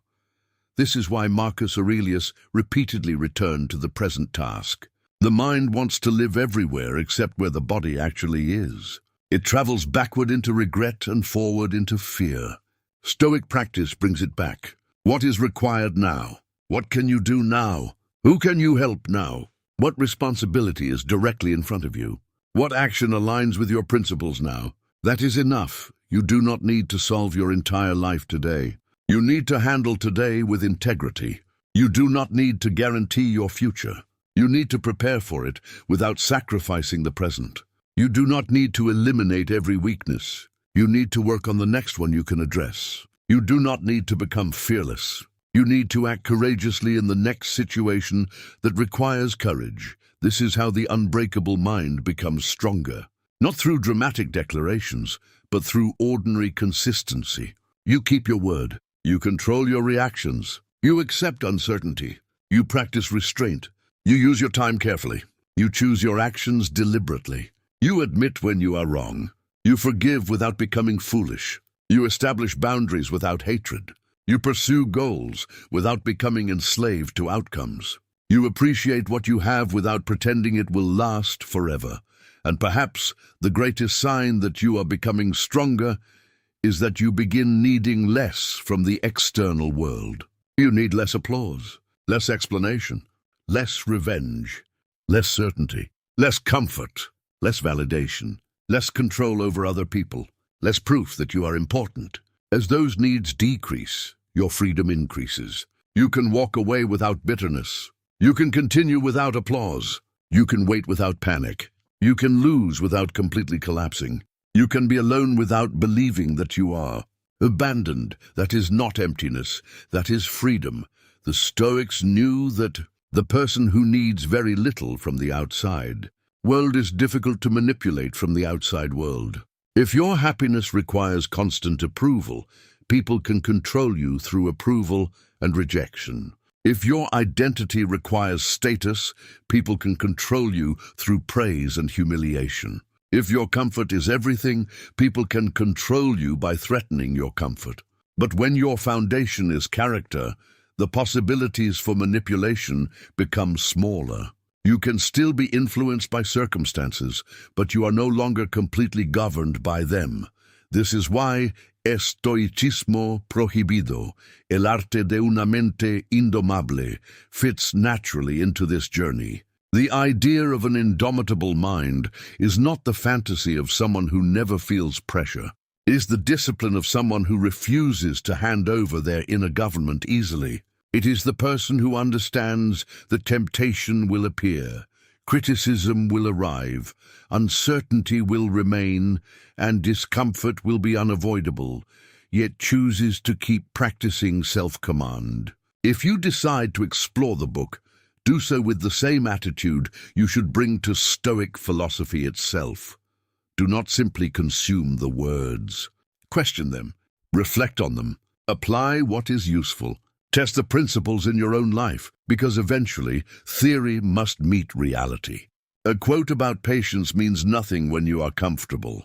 It becomes meaningful when someone tests your patience. A quote about courage means nothing when there is nothing to fear. It becomes meaningful when fear appears and you act anyway. A quote about self-control means nothing when temptation is absent. It becomes meaningful when temptation arrives and you choose your principles instead. A quote about acceptance means nothing when everything is going according to plan. It becomes meaningful when reality breaks your plans and you still find a rational next step. That is where philosophy becomes character. That is where knowledge becomes strength. That is where the Stoic path becomes real. And the next time you feel the urge to escape discomfort, remember that you have a choice. You can obey the impulse, or you can examine it. You can ask yourself whether satisfying that desire will make you stronger or weaker. You can ask whether this is something you genuinely need or simply something you currently want. You can ask whether your future self will thank you for the decision.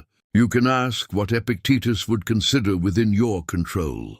You can ask what Seneca would say about the value of your limited time. You can ask what Marcus Aurelius would tell you about returning to your present responsibility. Then, make the choice, not the perfect choice, the disciplined choice, and make it again tomorrow, then again the next day, because the unbreakable mind is not created by one heroic decision. It is created through repetition. Every day you teach yourself whether your impulses are your masters or your servants. Every day you decide whether comfort or character will have the final word.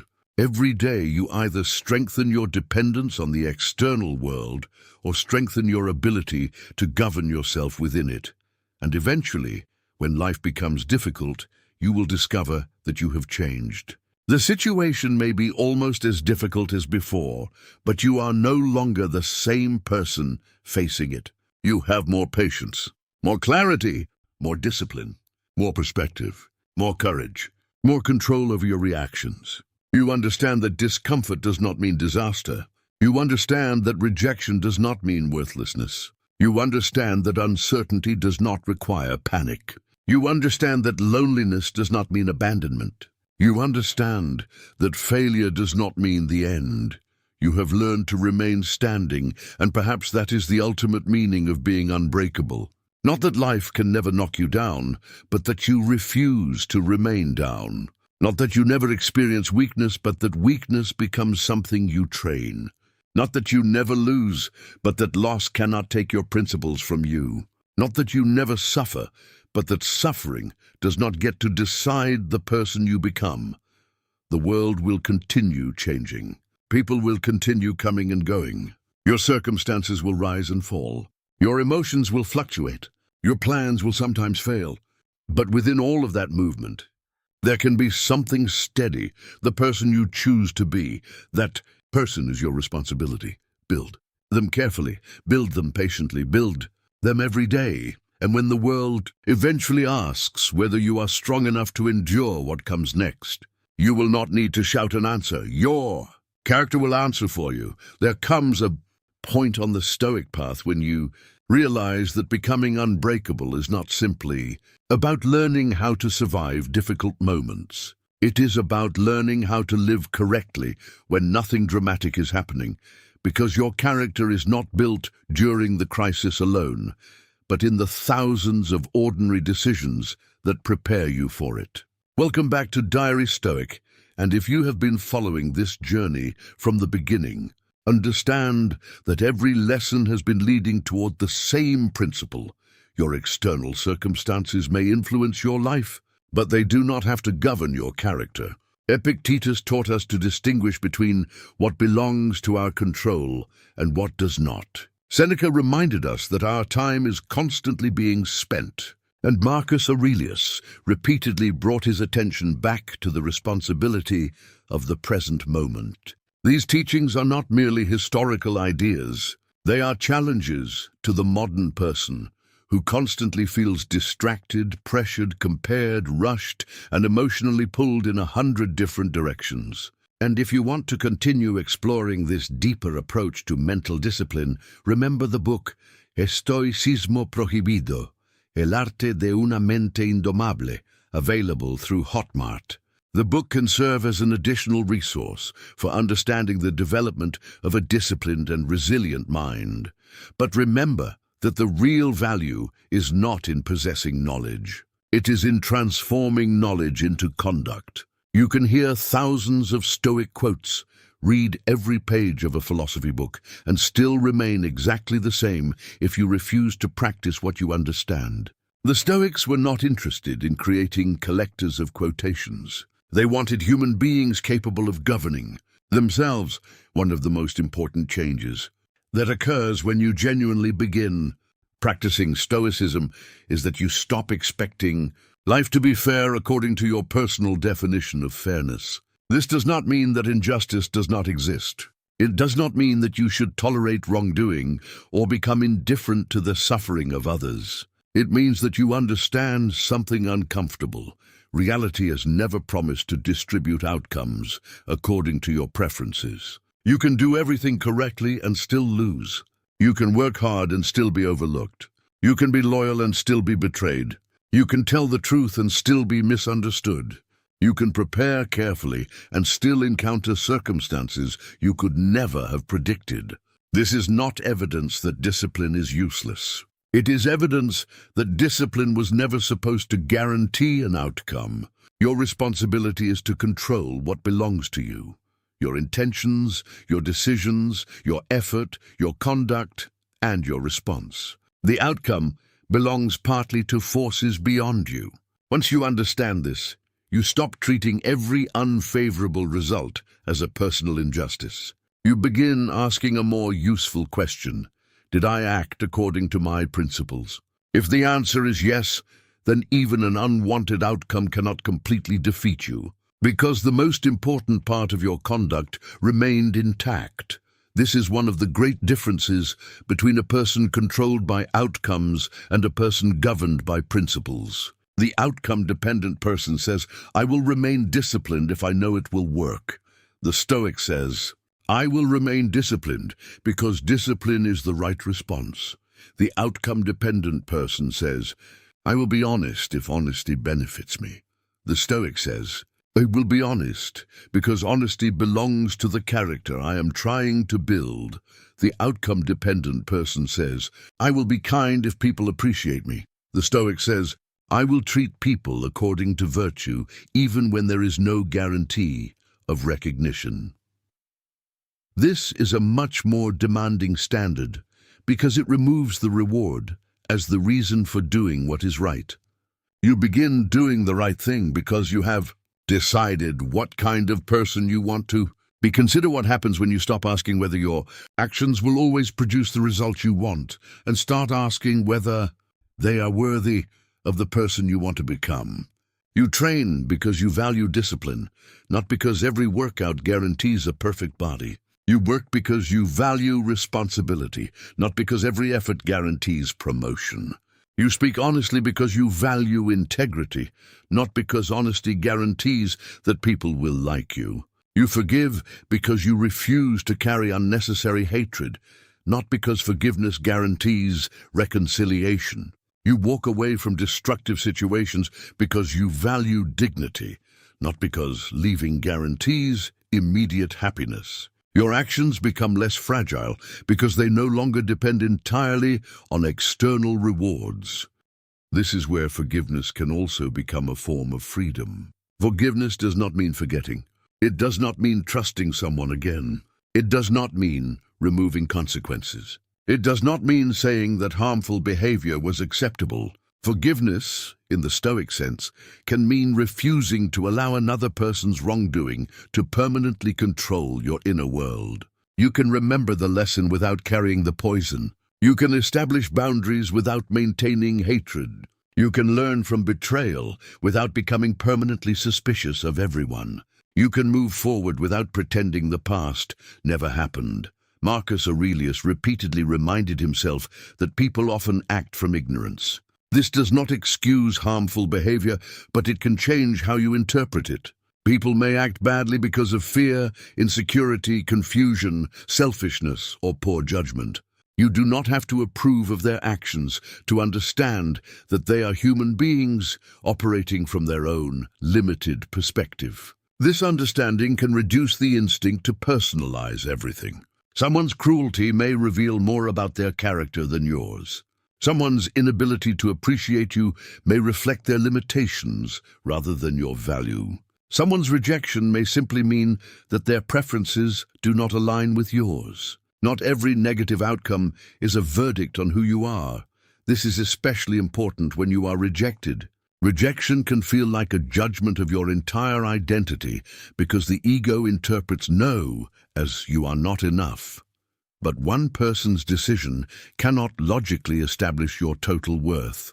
They may have different priorities, different preferences, different circumstances, different desires. Even if you genuinely made a mistake, the mistake provides information about behavior, not a permanent verdict on your existence. The Stoic separates the event from the identity. I was rejected is a fact. I am worthless is an interpretation. Learn to see the difference. The same principle applies to failure. This attempt failed is different from I am a failure. The first statement describes an event. The second attempts to create an identity from an event. Once you understand this distinction, failure becomes more useful. You can analyze it. You can improve your strategy. You can try again. You can decide that the goal is no longer worth pursuing. You can redirect your effort. But you do not have to carry the label of failure as if it were permanently attached to your name. This is one reason the Stoics place such importance on virtue rather than external achievement. A person can succeed externally while failing morally. Another person can lose externally while acting with courage, honesty, and dignity. Which one has actually demonstrated strength? The Stoic answer is clear. External success alone cannot determine the quality of a person. Wealth can be gained through dishonesty. Status can be gained through manipulation. Popularity can be gained through vanity. Achievement can coexist with terrible character. What matters most is how you pursue what you pursue, and what kind of person you become while pursuing it. This does not mean you should stop pursuing success. It means you should redefine success. Success is not merely getting the outcome. Success is pursuing worthwhile goals while remaining faithful to your principles. If you become wealthy but destroy your integrity, the price may be too high. If you gain popularity but lose your ability to think independently, the victory may be hollow. If you achieve a goal but become arrogant and cruel, you may have won externally while losing internally. The Stoic asks you to win the more important battle, the battle to remain yourself while pursuing what matters. This is where the title, Be Unbreakable, becomes more than a motivational phrase. To be unbreakable is to build an internal hierarchy in which character stands above circumstance. You can lose money and still possess integrity. You can lose status and still possess dignity. You can lose an opportunity and still possess courage. You can lose a relationship and still possess self-respect. You can lose comfort and still possess discipline. You can lose certainty and still possess reason. External losses can hurt, sometimes deeply, but they do not have to destroy the core of who you are. And perhaps the most powerful practice is learning to be grateful without becoming attached. Appreciate what you have today, but remember that it is temporary. Love the people in your life, but remember that you cannot possess them. Enjoy your success, but remember that circumstances can change. Use your resources wisely, but remember that wealth is not permanent. Take care of your body, but remember that the body ages. Enjoy peaceful days, but remember that difficult days will eventually return. Gratitude becomes stronger when you understand impermanence. You stop demanding that life remain exactly as it is, and start appreciating what is present while it is present. This also changes the way you experience ordinary life. A Stoic morning does not have to be extraordinary. It can simply be a morning in which you remember that you have another opportunity to practice virtue, another opportunity to be patient, another opportunity to be useful, another opportunity to correct a weakness, another opportunity to treat someone well, another opportunity to do meaningful work, another opportunity to waste your attention or protect it. The day itself becomes the training ground. So when tomorrow arrives, do not ask whether you feel ready. Ask what the day requires from you. Do not ask whether everyone will appreciate your efforts. Ask whether your efforts are worthy. Do not ask whether the path will be easy. Ask whether the path is meaningful. Do not ask whether you can guarantee success. Ask whether you can control your preparation. Do not ask whether everyone will understand your choices. Ask whether those choices are consistent with wisdom. And when something goes wrong, remember that you still have a choice. You can complain or you can respond. You can blame or you can examine. You can panic or you can identify the next action. You can surrender your attention or you can reclaim it. You can become bitter or you can become wiser. The event may limit your options, but it does not eliminate your responsibility to choose among the options that remain. That is the essence of Stoic resilience. Resilience is not pretending that nothing hurts. It is refusing to let pain make every decision for you. It is allowing yourself to feel disappointment while still doing what needs to be done. It is allowing yourself to grieve while still remaining connected to reality. It is allowing yourself to be afraid while still choosing courage. It is allowing yourself to be tired while still protecting what truly matters. It is understanding that emotional pain and rational action can exist at the same time. You may feel broken and still take the next step. You may feel afraid and still tell the truth. You may feel rejected and still respect yourself. You may feel angry and still refuse cruelty. You may feel uncertain and still make the best decision available. You may feel exhausted and still recognize when rest is necessary rather than turning exhaustion into self-destruction. Strength is not the absence of difficult feelings. Strength is refusing to confuse difficult feelings with final commands, and this is the discipline you should carry with you after this video ends. Do not wait for another crisis to practice Stoicism. Practice when someone cuts you off in traffic. Practice when a message arrives later than expected. Practice when someone disagrees with you. Practice when your plans change. Practice when you are tempted to procrastinate. Practice when you receive praise and when you receive criticism. Practice when you succeed and when you fail. The small moments are not separate from the big moments. They are preparation for them. Keep returning to the 4 central questions. What is within my control? What is outside my control? What does reason require of me now? What kind of person do I want my response to reveal? These questions can become a mental compass. They can prevent you from becoming lost in emotional noise. They can remind you that you do not need to solve everything at once. You need to identify the next rational action and take it. If you want to deepen this practice beyond the lessons of this series, remember once again the book Estoicismo Prohibido, El arte de una mente indomable. Consider it another tool in your journey toward greater discipline and inner strength. The purpose is not to become someone who feels nothing. The purpose is to become someone who can feel deeply without surrendering judgment. The purpose is not to become cold. It is to become steady. The purpose is not to stop caring. It is to care according to wisdom rather than fear. The purpose is not to escape life. It is to meet life with courage, because eventually the world will test you again. It always does. Another disappointment will come. Another uncertainty will appear. Another person will misunderstand you. Another plan will fail. Another temptation will arrive. Another difficult decision will stand in front of you. And in that moment, you will not suddenly become stoic because you remember a quote. You will respond according to whatever you have practiced until then. That is why today matters. This moment matters. The discipline you practice when nothing is at stake becomes the discipline available to you when everything is at stake. So build quietly, build patiently, build without needing applause. Let your actions become stronger than your declarations. Let your consistency become stronger than your motivation. Let your principles become stronger than your moods. Let your reason become stronger than your impulses. Let your character become stronger than your circumstances. You do not need to convince the world that you are unbreakable. You only need to become someone who knows how to stand again. Epictetus reminds you to govern what belongs to you. Seneca reminds you that your time is precious. Marcus Aurelius reminds you to return to your duty and meet the present with reason.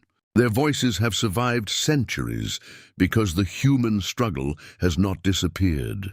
We still fear rejection. We still chase approval. We still struggle with anger.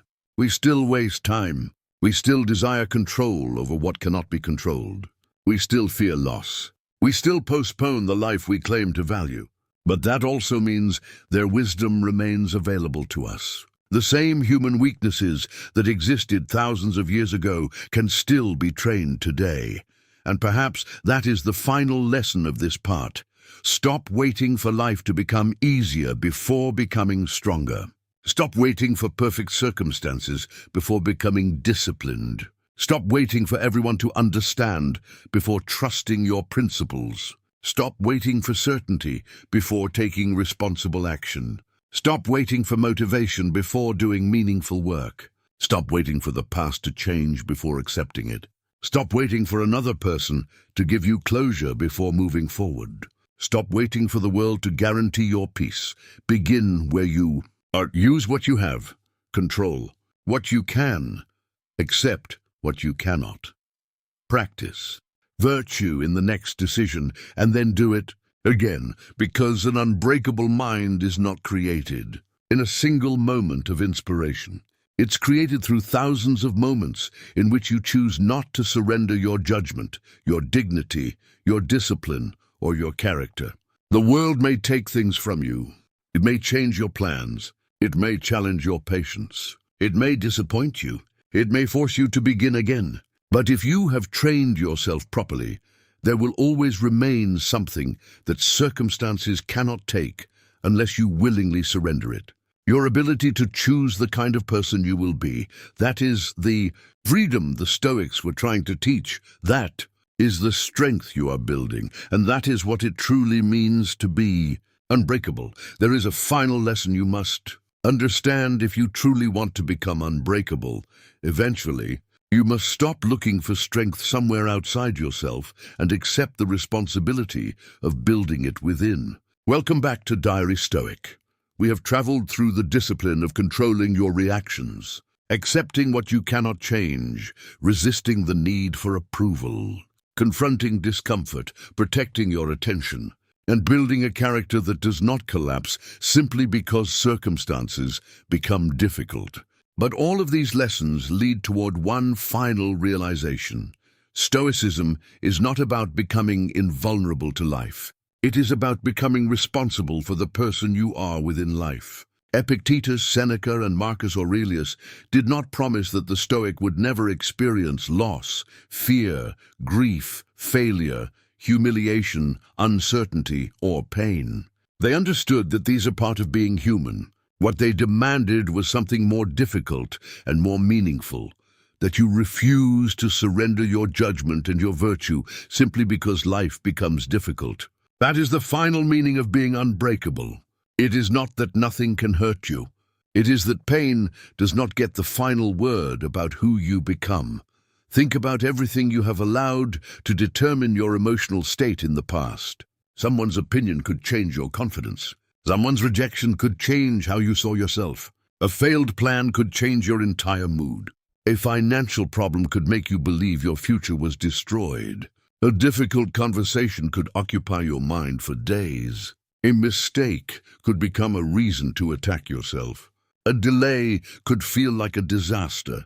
A person leaving could make you question your entire worth. You may have believed that these things were controlling you because they were powerful, but Stoicism asks you to examine that belief. The external event has power over circumstances, but your judgment gives it much of its psychological meaning. This does not mean you can simply decide not to feel pain. It means you can learn to examine what your mind does with that pain. You can learn to distinguish the event from the story you create around it. You can learn to experience disappointment without turning it into despair, criticism without turning it into self-hatred, loss without turning it into permanent bitterness, and uncertainty without turning it into paralysis. This is where the Stoic idea of inner government becomes essential. Your mind needs a ruler, and that ruler cannot be every impulse that appears. If anger becomes ruler, you will become reactive. If fear becomes ruler, you will avoid everything uncertain. If desire becomes ruler, you will become dependent on gratification.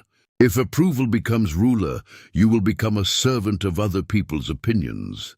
If comfort becomes ruler, you will abandon difficult responsibilities whenever they become uncomfortable. If resentment becomes ruler, you will continue living in the presence of people who are no longer part of your life. The Stoic seeks to place reason and virtue at the center. This does not eliminate emotions. It puts them in their proper place. You can feel anger without obeying it. You can feel fear without surrendering to it. You can experience desire without immediately satisfying it. You can feel sadness without allowing sadness to define your entire identity. This is self-command. Epictetus understood that freedom begins with recognizing what truly belongs to you. Your body may eventually become weaker. Your possessions can be lost. Your reputation can change. Other people can leave. Circumstances can shift. Outcomes can escape your control. But your choices remain the immediate territory in which you can practice freedom. This is why the Stoic does not measure strength by how much of the external world he controls. He measures strength by how faithfully he governs what belongs to him.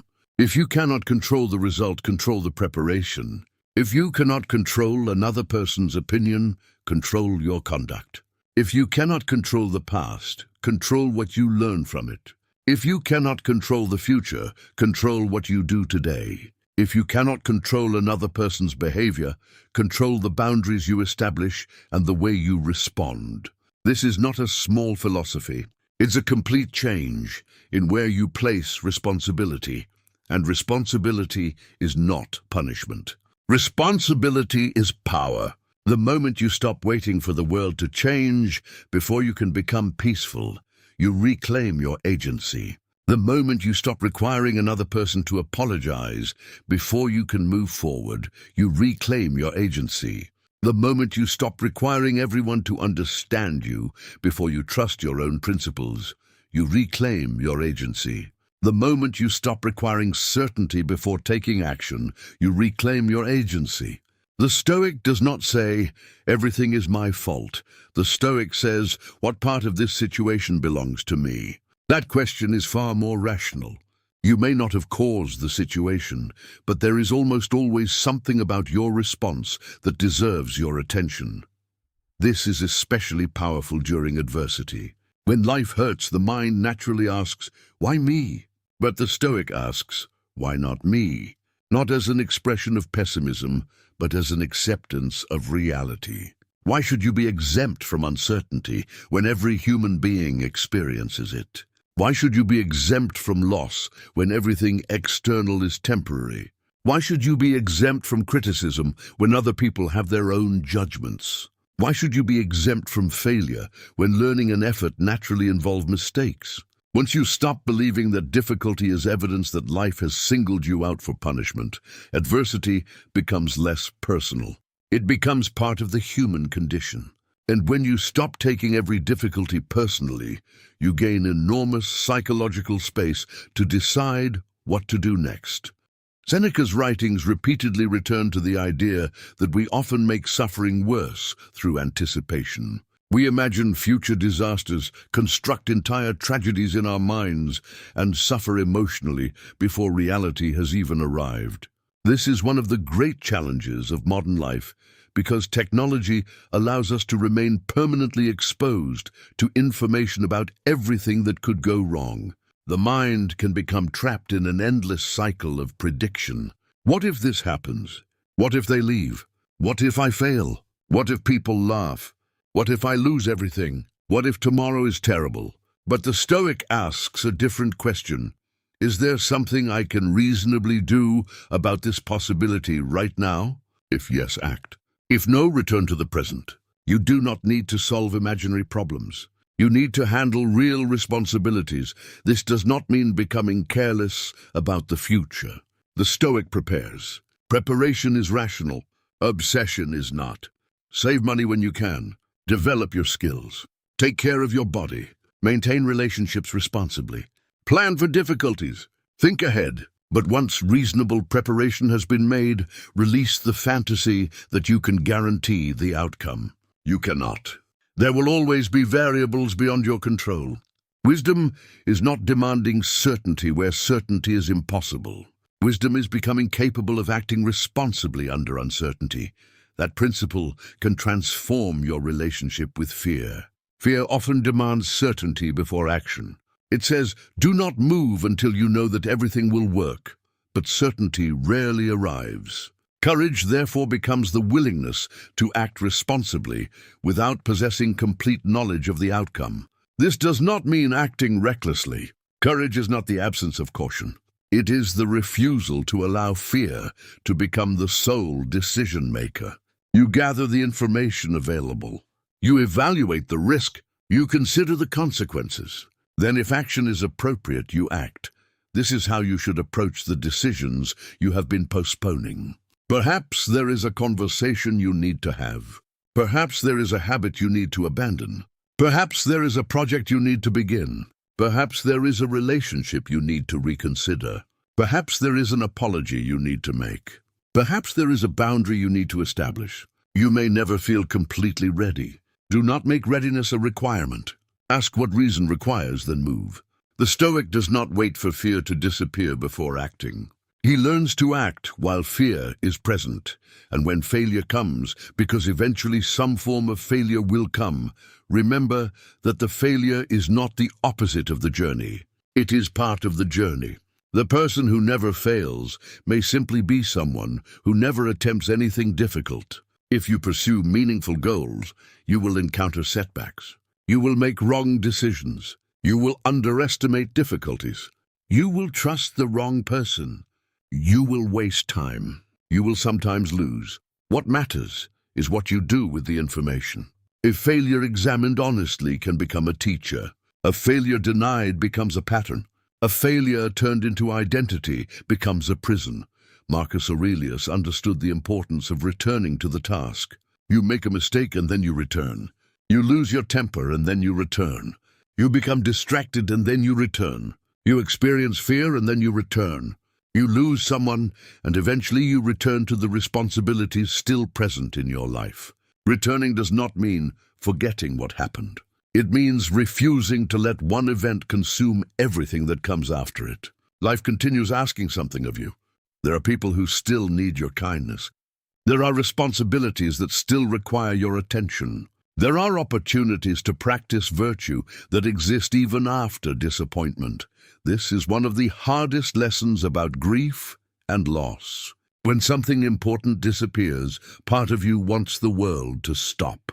You may feel that continuing with ordinary life somehow betrays what you lost. But continuing is not betrayal.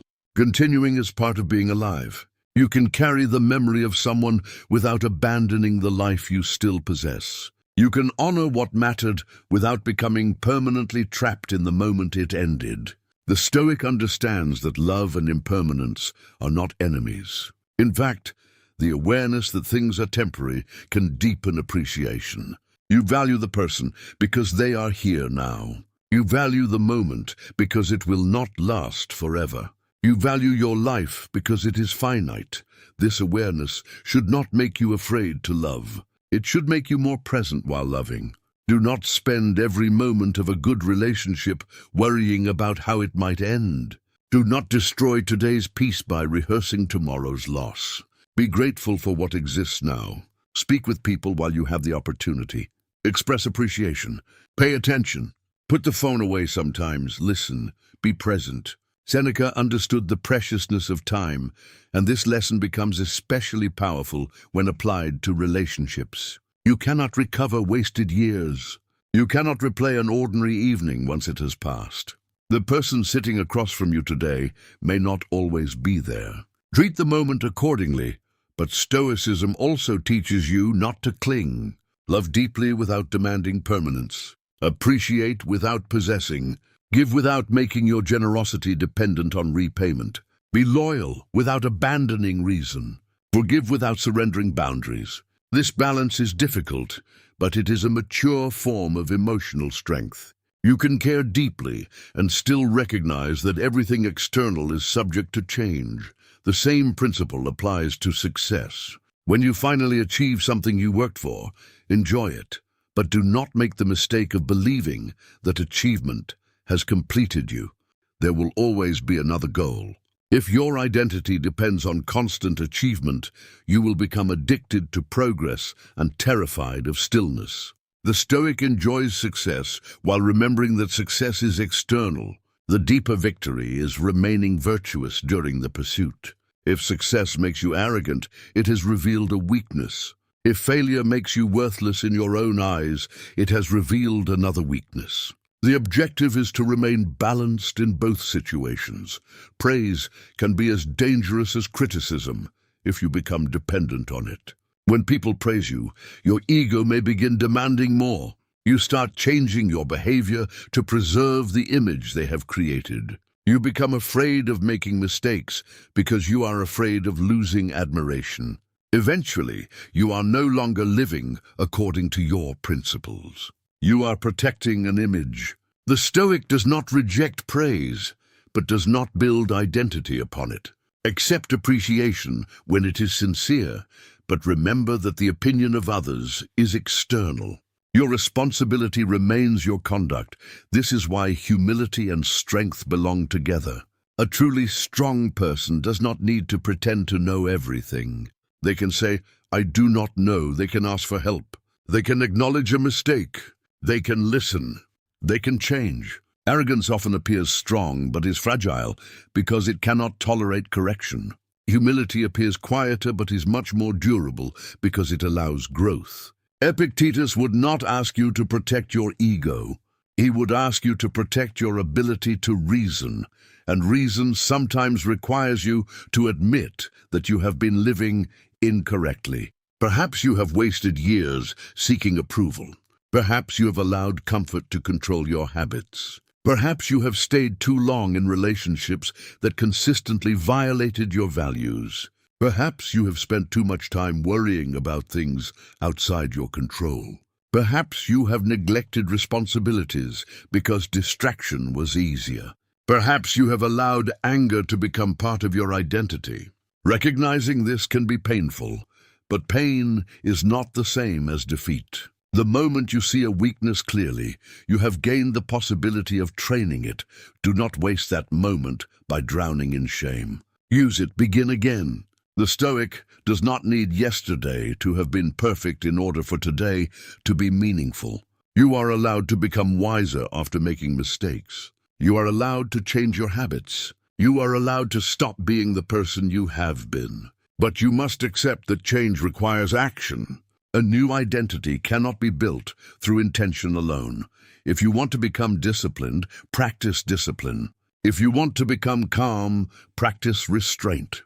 If you want to become courageous, practice appropriate action in the presence of fear. If you want to become patient, practice patience when circumstances annoy you. If you want to become independent of approval, practice allowing disagreement without immediately defending yourself. If you want to become resilient, practice responding to small difficulties without exaggeration.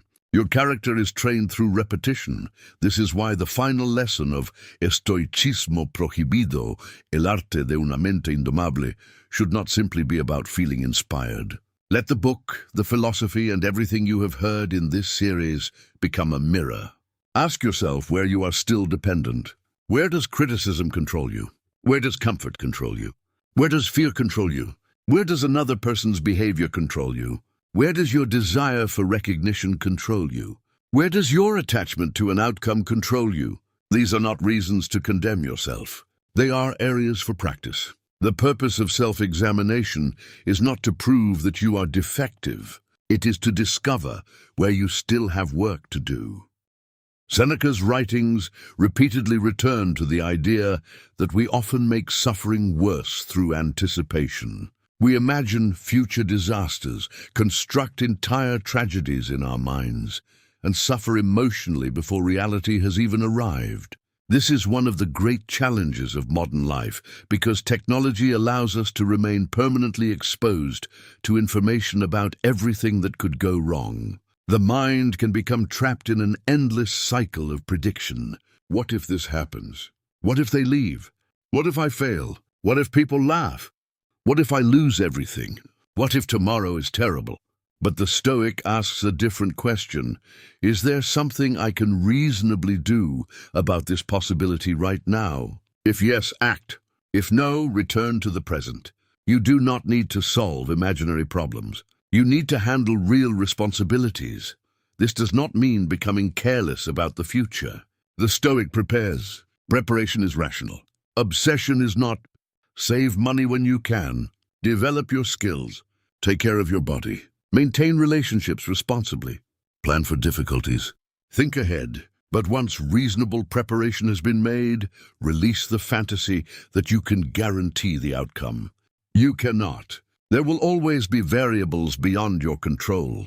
Wisdom is not demanding certainty where certainty is impossible. Wisdom is becoming capable of acting responsibly under uncertainty. That principle can transform your relationship with fear. Fear often demands certainty before action. It says, do not move until you know that everything will work, but certainty rarely arrives. Courage, therefore, becomes the willingness to act responsibly without possessing complete knowledge of the outcome. This does not mean acting recklessly. Courage is not the absence of caution. It is the refusal to allow fear to become the sole decision-maker. You gather the information available. You evaluate the risk. You consider the consequences. Then, if action is appropriate, you act. This is how you should approach the decisions you have been postponing. Perhaps there is a conversation you need to have. Perhaps there is a habit you need to abandon. Perhaps there is a project you need to begin. Perhaps there is a relationship you need to reconsider. Perhaps there is an apology you need to make. Perhaps there is a boundary you need to establish. You may never feel completely ready. Do not make readiness a requirement. Ask what reason requires, then move. The Stoic does not wait for fear to disappear before acting. He learns to act while fear is present, and when failure comes, because eventually some form of failure will come, remember that the failure is not the opposite of the journey. It is part of the journey. The person who never fails may simply be someone who never attempts anything difficult. If you pursue meaningful goals, you will encounter setbacks. You will make wrong decisions. You will underestimate difficulties. You will trust the wrong person. You will waste time. You will sometimes lose. What matters is what you do with the information. A failure examined honestly can become a teacher. A failure denied becomes a pattern. A failure turned into identity becomes a prison. Marcus Aurelius understood the importance of returning to the task. You make a mistake, and then you return. You lose your temper, and then you return. You become distracted, and then you return. You experience fear, and then you return. You lose someone, and eventually you return to the responsibilities still present in your life. Returning does not mean forgetting what happened. It means refusing to let one event consume everything that comes after it. Life continues asking something of you. There are people who still need your kindness. There are responsibilities that still require your attention. There are opportunities to practice virtue that exist even after disappointment. This is one of the hardest lessons about grief and loss. When something important disappears, part of you wants the world to stop. You may feel that continuing with ordinary life somehow betrays what you lost. But continuing is not betrayal. Continuing is part of being alive. You can carry the memory of someone without abandoning the life you still possess. You can honor what mattered without becoming permanently trapped in the moment it ended. The Stoic understands that love and impermanence are not enemies. In fact, the awareness that things are temporary can deepen appreciation. You value the person because they are here now. You value the moment because it will not last forever. You value your life because it is finite. This awareness should not make you afraid to love. It should make you more present while loving. Do not spend every moment of a good relationship worrying about how it might end.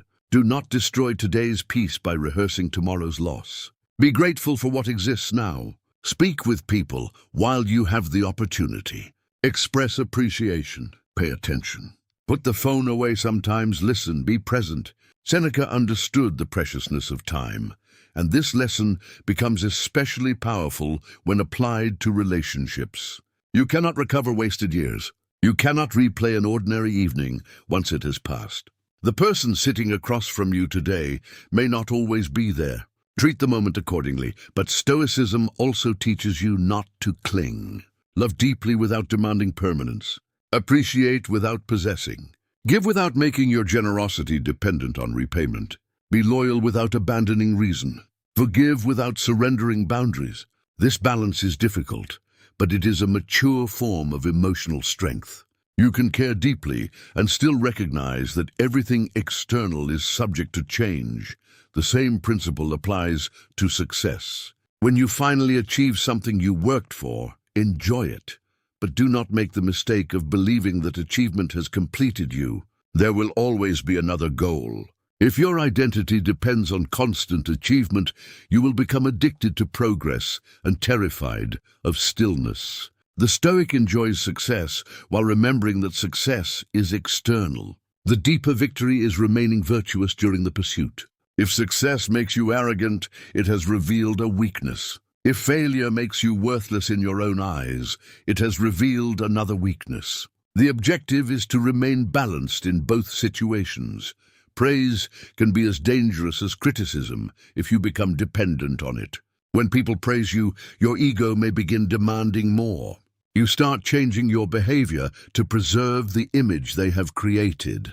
You become afraid of making mistakes because you are afraid of losing admiration. Eventually, you are no longer living according to your principles. You are protecting an image. The Stoic does not reject praise, but does not build identity upon it. Accept appreciation when it is sincere, but remember that the opinion of others is external. Your responsibility remains your conduct. This is why humility and strength belong together. A truly strong person does not need to pretend to know everything. They can say, "I do not know." They can ask for help. They can acknowledge a mistake. They can listen. They can change. Arrogance often appears strong, but is fragile because it cannot tolerate correction. Humility appears quieter, but is much more durable because it allows growth. Epictetus would not ask you to protect your ego.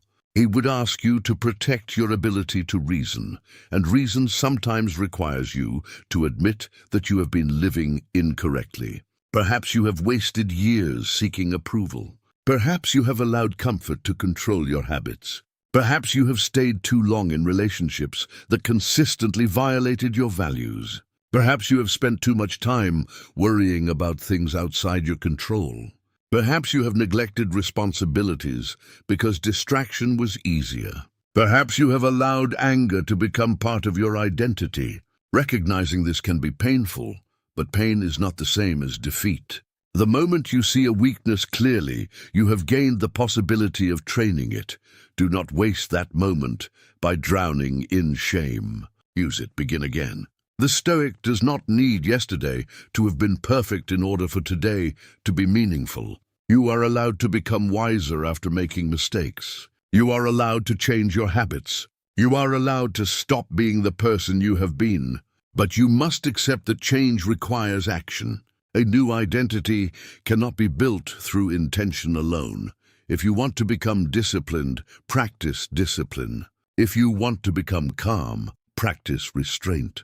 If you want to become courageous, practice appropriate action in the presence of fear.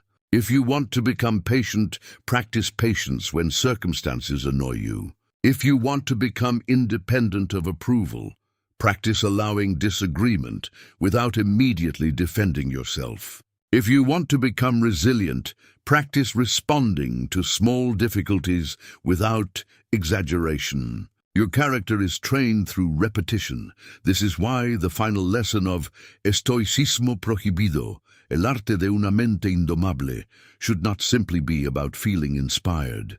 Let the book, the philosophy, and everything you have heard in this series become a mirror. Ask yourself where you are still dependent. Where does criticism control you? Where does comfort control you? Where does fear control you? Where does another person's behavior control you? Where does your desire for recognition control you? Where does your attachment to an outcome control you? These are not reasons to condemn yourself. They are areas for practice. The purpose of self-examination is not to prove that you are defective. It is to discover where you still have work to do. And perhaps the most important practice of all is learning to distinguish between wanting something and needing it. You may want a particular career, but you do not need that exact position to possess dignity.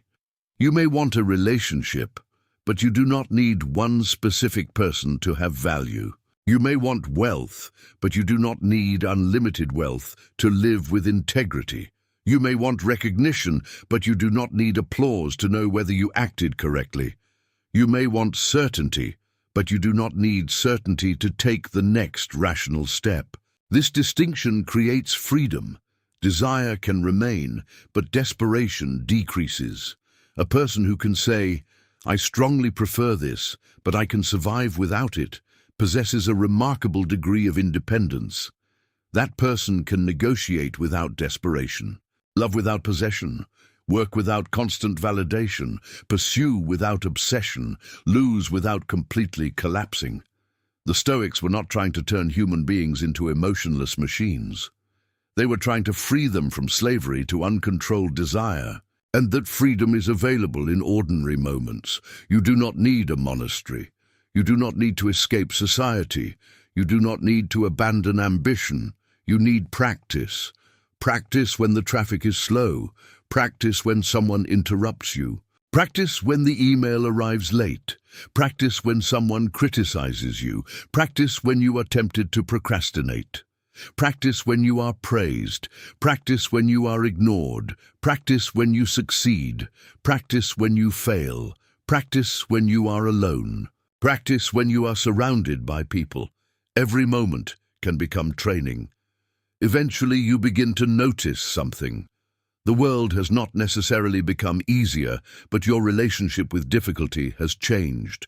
You no longer panic at every inconvenience. You no longer need to answer every provocation. You no longer believe every negative thought. You no longer require everyone to approve. You no longer treat every setback as a catastrophe. You still care, but you are less desperate. You still feel, but you are less controlled. You still pursue goals, but you are less enslaved to outcomes. You still love, but you understand impermanence. You still experience fear, but you know that fear does not automatically deserve obedience. That is progress, not perfection, progress. And progress is enough to continue. There will be days when you forget everything you learned. There will be moments when anger wins. There will be mornings when discipline disappears. There will be nights when anxiety becomes loud. There will be situations in which you react before thinking. Do not use these moments as proof that Stoicism has failed. Use them as evidence that the practice must continue. The Stoic path is not about never falling into old patterns. It is about becoming faster at recognizing them and returning to the path. You will always have another opportunity to practice.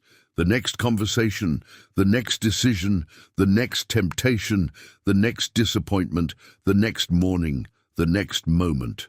That is where your power lives, not in yesterday, not in someone else's opinion, not in a guaranteed future, here, now, in the choice immediately available to you. Marcus Aurelius understood that a human being can spend an entire life complaining about circumstances or use those same circumstances as opportunities to practice virtue. You cannot choose every situation, but you can choose what you bring to it. If the day gives you inconvenience, bring patience. If it gives you uncertainty, bring reason. If it gives you temptation, bring discipline. If it gives you conflict, bring justice. If it gives you fear, bring courage. If it gives you success, bring humility. If it gives you loss, bring acceptance. If it gives you another ordinary day, bring gratitude. That is how Stoicism becomes a way of life. And now you understand why. Being unbreakable is not about becoming harder and harder until nothing can reach you. A stone may be hard, but it cannot choose. You are human. You will feel, you will love, you will grieve, you will fear, you will hope, you will sometimes fail. Your strength does not come from becoming less human. It comes from becoming more deliberate about how you live as a human being. You can be compassionate without becoming weak. You can be firm without becoming cruel. You can be ambitious without becoming obsessed. You can be successful without becoming arrogant. You can experience loss without becoming bitter. You can experience fear without becoming a coward. You can experience anger without becoming destructive.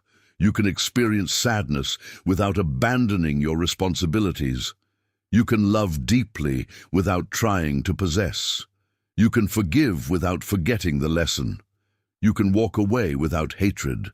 You can remain alone without becoming desperate. This is the balance Stoicism teaches. This is the discipline of the indomitable mind.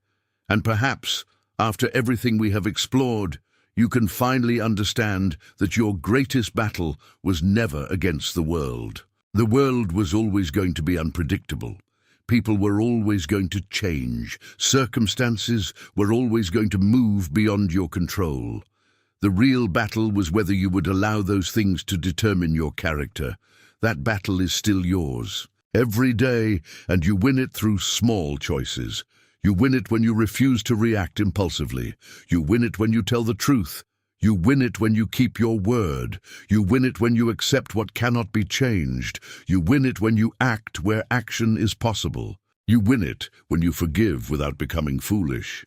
You win it when you choose discipline over immediate comfort. You win it when you stop chasing approval. You win it when you return your attention to what matters. You win it when you fall and stand again. You win it when you refuse to become cruel simply because someone treated you cruelly. You win it when your principles remain intact after circumstances have changed. That is victory, according to the Stoic. Not defeating everyone else, defeating the parts of yourself that constantly demand that reality obey you. And this is where our journey through Be Unbreakable, the ultimate collection of Stoic quotes, comes to its final lesson. If there is one thing you carry forward from Diary Stoic, let it be this. Stop asking life to guarantee your peace. Build the kind of character that can preserve peace, even when guarantees disappear. Stop waiting for the world to become predictable, become capable of responding to uncertainty. Stop waiting for everyone to understand you. Become committed enough to your principles that misunderstanding does not destroy you. Stop waiting for discomfort to disappear. Learn to endure the discomfort that serves a meaningful purpose. Stop waiting for the perfect moment to begin. Begin with the responsibility in front of you, and when you need deeper study, return to the ideas found in Estoicismo Prohibido, el arte de una mente indomable. Let the book be another instrument in your discipline, another opportunity to examine the mind, challenge your assumptions, and strengthen your understanding of Stoic principles. But remember that the most important page will always be the one you write through your actions. The philosophy becomes real when nobody is watching. It becomes real when you are tired. It becomes real when you are angry. It becomes real when you are disappointed. It becomes real when doing the right thing costs you something. So, leave this. Journey with less fear of difficulty and more respect for your own responsibility. You do not need to control the storm. You need to learn how to steer. You do not need to eliminate every obstacle. You need to become capable of moving through obstacles without abandoning your principles. You do not need to become invincible. You need to become dependable to yourself. Tomorrow will bring things you cannot predict. People will say things you cannot control. Plans will change. Opportunities will disappear. New opportunities will appear. Some people will stay. Others will leave. You will win sometimes. You will lose sometimes. You will understand some things. You will misunderstand others. You will have days of extraordinary discipline. You will have days of weakness. This is life, and you do not need life to be different in order to live well. You need to become different in how you meet it. So when the next storm arrives, remember Epictetus and ask what belongs to you. Remember Seneca and ask whether you are spending your limited time wisely. Remember Marcus Aurelius and return to the duty immediately in front of you. Then breathe, examine the judgment, choose the response, and take the next step. Not because you know everything will work out, not because you are guaranteed success, not because you will never suffer again, but because you have decided that your character is worth protecting. That decision is the foundation. That decision is the discipline. That decision is freedom. And that decision is what makes you unbreakable.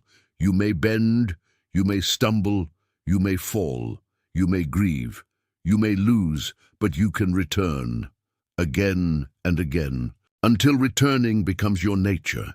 And when that happens, you no longer need to tell yourself that you are strong. You simply live as someone who has learned how to stand. This is Diary Stoic, and this is the beginning of the life you build when you finally understand that the strongest person in the room is not necessarily the person who controls everyone else, but the person who can control himself. Remember the lesson. Protect your mind. Govern your reactions. Choose your principles. Accept reality. Use your time. Practice courage. Practice restraint. Practice gratitude. And when life tests you, do not ask why the storm came. Ask what kind of person you will become while walking through it.